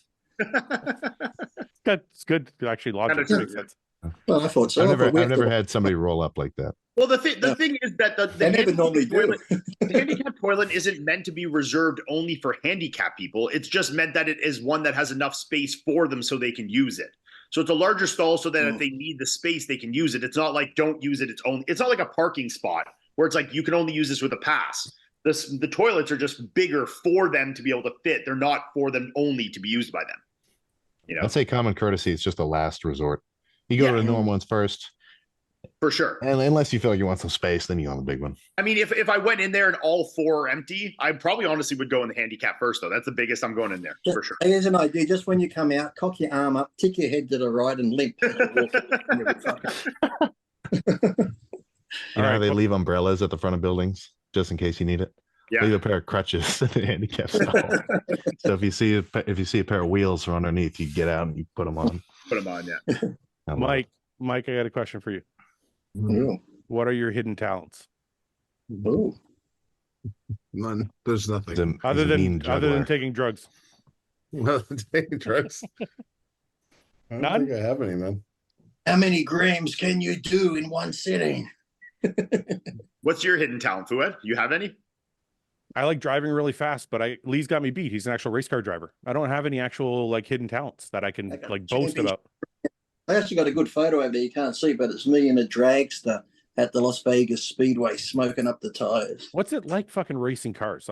That's like my ultimate like dream. When I used to do the circle track in super late models, people go, it's boring. Yeah, sometimes it is to watch, but when you're in the car and there's cars close to you and you're on your tail. Yeah. But then the dragster, you got to think, these people go, I have an electric car. It goes 2 point something seconds to a thing. I'm thinking a dragster, when you take off, 0 to 100 in 0.8 of a second, 5 G's on you, -5 when you pull the parachute. So it's like, it's crazy, but it's just like, How did you go from bodybuilding to race car driving? Like, who the fuck let you drive their dragster? Well, first did you have an event, and then they're like, okay, you can drive my dragster? Oh, is that good? No, a friend of mine, Rod Fuller, he wasn't a friend at the time. Well, I was doing the road racing beforehand and then the circle track. So I was in the racing, but then Hot Rod Fuller, he used to race Top Fuelers. He was a fan of mine. He came to Olympia Expo once and said, do you like drag racing? I said, I do, but I don't really know anyone in it. He goes, well, I do it. So for like a year or two, I followed him around and sort of drove his dragsters. And then he goes, you should go get your license. You're sort of good at it. So I went and got my license. And then my first year, we had like a grads race where all the people come back to the school. And I won that as my first race. And the guy that ran the school also had a couple of drags. He said, do you want to race one? So I was sponsored by Lucas Oil and Toyo Tires. And my first year full racing, I got Rookie of the Year and third the championship. And then the following year, I won the championship. Yeah, but Lee, how did you get into the road racing? Like, how did you start? It's a lot of money. It's a lot of money to do that. I got into that. I just used to go out to Irwindale Speedway in California. It's like a half-mile oval track. Yeah. And a guy there, he was into racing. There used to be a race outside Nevada called the Silver State and the Ely Classic or something. It's like 3 hours out where they block off 90 miles of highway through the canyons. Oh, cool. And you take your car. We're in the 125 mile an hour class. It's like a big bracket race. Yeah. So for 90 miles, you had to average 125 the whole distance. Right. But you can go up to 185, but then you got to lose speed somewhere to make up the 125. Yeah, that was fun. That's how I got into doing that first and won that couple of times doing that. Then I navigated a couple of times. I navigated twice for John Snyder in the General Lee from the Dukes of Hazzard. So sorry, hold on for a second. I just want to ask you. So, did you use your own cars for that shit? Like, how did you? We did. Yeah. So the very first time you went, you used your own car. Yeah, I had a Corvette, and then I had a Ford Lightning truck done up with roll cage and everything. Oh, fucking nice. Okay. Sam, hidden talent. You juggle. You can do all sorts of stuff, man. Show us.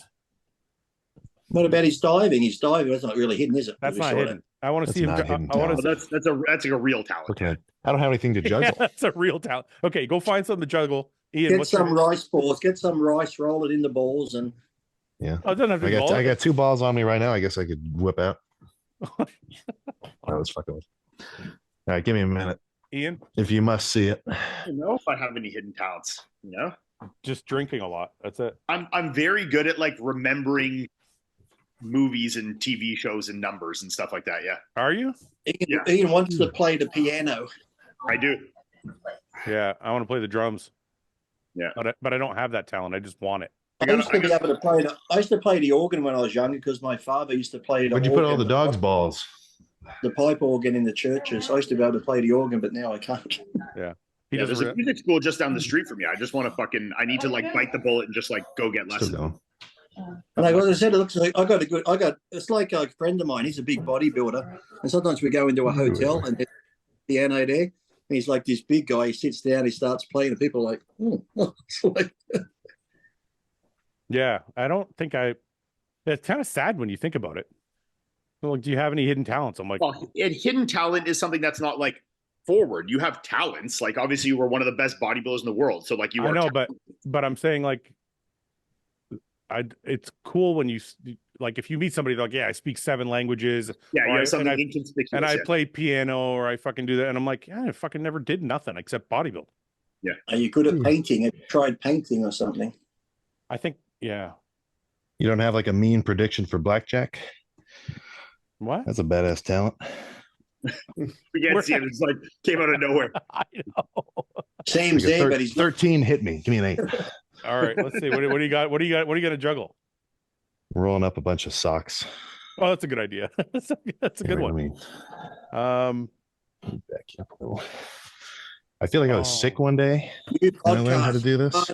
Fouad holds him hostage and treats him like a clown, makes him juggle. Juggle. For sure. Juggle some. Monkey, juggle, monkey. For sure. Holy shit. Oh, wait, I'm gonna do it again. Fouad won't let him do podcasts, and he makes it. Look at this.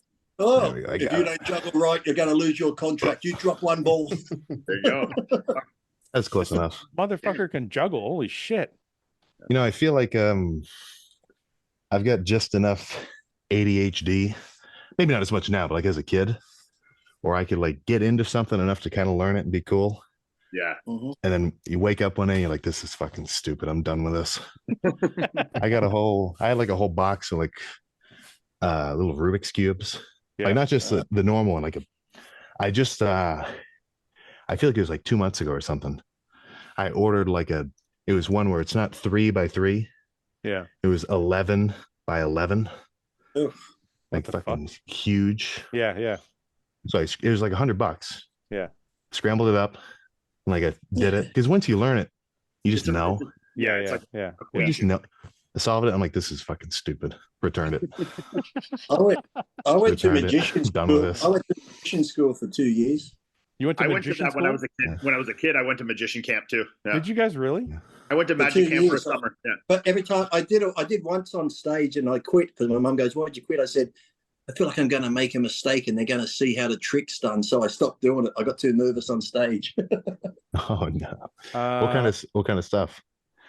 Just like all the hand. basic stuff. You know, you're doing sleight of hand, making things disappear and float and stuff. And a lot of it's illusion, sleight of hand. But I'm still thinking I'm going to fuck it up because I'm a bit clumsy. Now I go to Vegas and see what they make in Vegas. I'm like, fuck, I should have stuck to it. I was getting for you to say pick a card. Yeah. And then I'd be like, oh, it'd be in my fucking mouth. Grown up. Okay. Last Think of question. a number between 1 and 10. Last question. Last question. Would you rather take a bullet from your mom or let someone on the podcast sleep with your significant other? Take a bullet, like my mom shoot me, or for my mom. It says, I'm reading it word for word. Would you rather take a for. bullet from your mom or let someone on the podcast sleep with your significant other? I'd let my define mom the- like shoot. I'd let my mom shoot me in the arm or something. Yeah, define the extent. Yeah. Yeah. Where You can get are we getting? You can get a gut shot and it'll just slide around through you and you're fine. Not fine, but you're not gonna croak. I don't really want. If I'm really fucked up, we can do both. It depends too. Like, what do you shoot me, like a fucking 300 like Winchester Magnum, or you shoot me with like a 22? You know, like, Or a shotgun. yeah, like depends what we're getting shot with. I'll let my mom shoot me with a 22 in the bicep. I'm good. Mike, what? I don't like the sound of that. I don't want to get hit in my extremities. Yeah, I also don't want one of my Bicep? buddies Just fucking gonna my wife. blow I'm my literally- bicep I'm into bits. I'm literally married, so like I don't want to like have to deal with that. You know. Yeah, but you're gonna get Good shot. Yeah, but that's like, at least I'll get healed. I'll be fine. If I let someone fuck my wife, I gotta live with it. It's either I get shot or one of you guys is getting shot by me. So Exactly. Yeah. That's why you get really so you can't remember. I don't know. You get shot, you heal up, it's over. But Yeah. you can't recover from the mental damage. Might have to get the shot. Oh, this is Yeah, deep. yeah, This one's deep. Ian, Oh, My first. create a mantra that helped shape the current version of you. What the fuck, get the fuck out of here, bro. Get a big. mantra. fuck is that? Get big, chow down. Yeah. What the fuck? Is I that don't like eat shit and die type thing or something? Is it? Or what? Yeah. All right. Sacrifice without regret, bro. That's right. That's right. Sam needs to compete. That's all it says. Sam, you need to compete. Give it some time. Give it some time. Why? Why? That's what I'm saying. Would you rather Eventually there will be a point where it's like, okay, now I'm a total freak. Now I got to do it. Whatever. Yeah. That's what I want to get to. But if you don't win, Sam, you're going to be the most hated person. Look at him. He couldn't win a show. Loser, bro. Oh, it's okay. It's okay if I place fifth. Victor Richards had about him. Victor Richards always had that mystique. Imagine if he competed. Yeah, Imagine if he Victor Richards is competed. that guy. Yeah. I was going to say, it's That's all right. If I probably what place he did, fifth, I'll like, just create- delete all social media. Like, Who was that guy? Dude, That do you happened think to it was somebody part of why semi Victor recently. didn't compete? Like, it created such like a mystique to it that he like felt much pressure. Yeah. Yeah. I don't know. Imagine if he did. If he competed and got fit, everyone would have went, "Oh, he sucks." 100%. But like Yeah. now he never competed, so that mystique always remained there. Like if he did, though, Yeah. you know, But that's Yeah. the wrong approach. 100%. Okay, I could go up and ask this girl out. Yeah. The what if? What if she says no? It's like, I'll just stay back. Don't assume her pronouns now. I can't assume her pronouns before you go and ask her out. That's a good point. Okay. I shouldn't be saying this person. This could be the last one. Mm-hmm. Would you rather be told where you are going on a date or have it be a surprise? Surprise. Surprise. Like, wait, so a girl's taking me on a date? That's the You don't want to be surprise. pampered? What's wrong with you? Ian, you're 42%. You should be fine with that. Yeah, that's the surprise. That's a girl.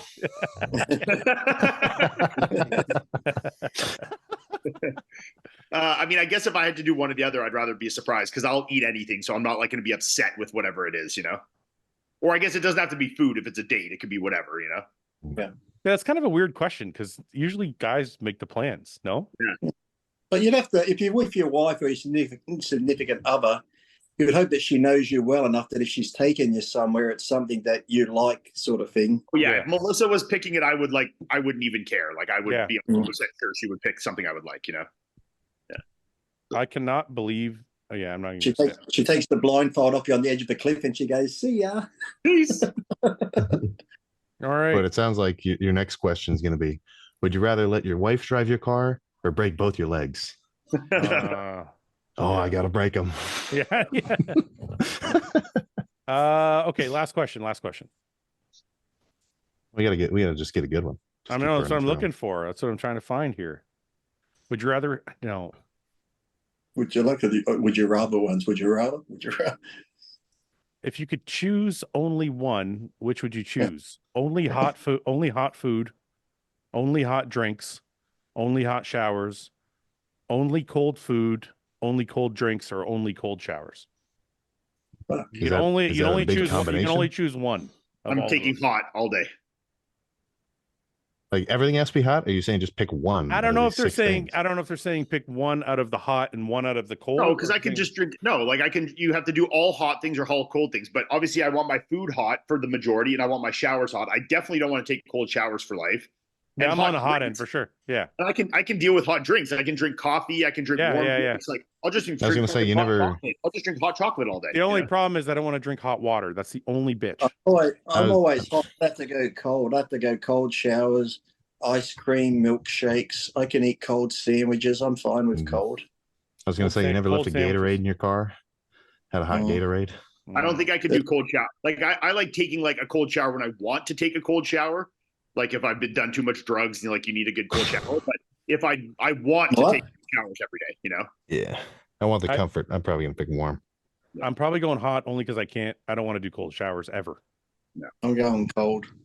Food wise, I'm with you. I could do cold, but not showers. Yeah, cold food isn't that big of a deal. I mean, now it depends where you live. Say you live in the desert, then you might want the cold showers, depending where you live.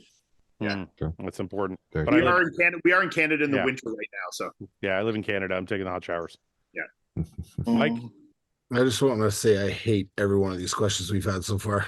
These have been the worst round of questions. It is pretty shit. Do you ever try and picture the person? Do you ever try and picture the person asking him? Sometimes that's what I get a mental picture in my head of. This like asking.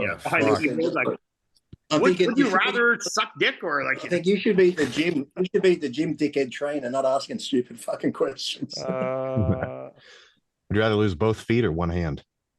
Yeah, non-dominant hand. One hand. I'm sorry, guys. This is what we got today. Disappointing fans. You got to ask. Okay, Lee, do you want to lead us off with a prayer? I did it last time. Yeah, I know. It's your turn again because you were so good at it. You're amazing. You're the best prayer giver we've had on here so far. Oh, okay. Do I have to do it again? Okay. Sam, if I must bless you all. Oh, you remember from last time? That's right. I remember. Okay. I remember, dear leader. I remember the leader part. Yes. Okay. Dear leader, thank you for a wonderful day and evening if you're in America or Canada. Thank you for the great friendship with these people. Thank you to Sam for putting up great content. I love watching the videos. I love watching the people give him shit. And I love watching the people that give him shit because they are shit. But overall, thank you, Lord, for looking for us. And look out for everyone, loved ones, and amen. Amen. That was a shit one. No, that was good. I liked it. Great. Well, even as shitty as mine is, I still can't get as. That what one did Paul do when he come back? And I was like, what the fuck was that one? I was getting ready for some craziness. That was just so wholesome. Yeah, he does get one. What were you going to say? Wait a minute for what, Ian? I didn't say that. Oh, I thought you said, wait a minute. Sam said he's waiting for the craziness to come out of me there. All I was right. like, I wish everyone a nearly empty vodka bottle and a smooth cap. Yeah, I wonder if vodka bottles come without the twisty cap. I'm sure you can find like ones that have like a cork, you know? There's probably some fancy ones that have a cork That's with like fancy. a smooth end, you know? And then when I So pour you have to take it from the like, bottle itself. Just pick a new bottle. The question is, Lee, are you looking for the thicker top or the thinner top? Do you like girth or do you like You want the thinner neck or the thicker, you know? when I'm that fucked up, I don't think it mattered. I wasn't really thinking about it. Okay. On that note, After 4 or 5 grams, I don't really know what was happening. Lee, I love you. Okay, guys. Good Good night.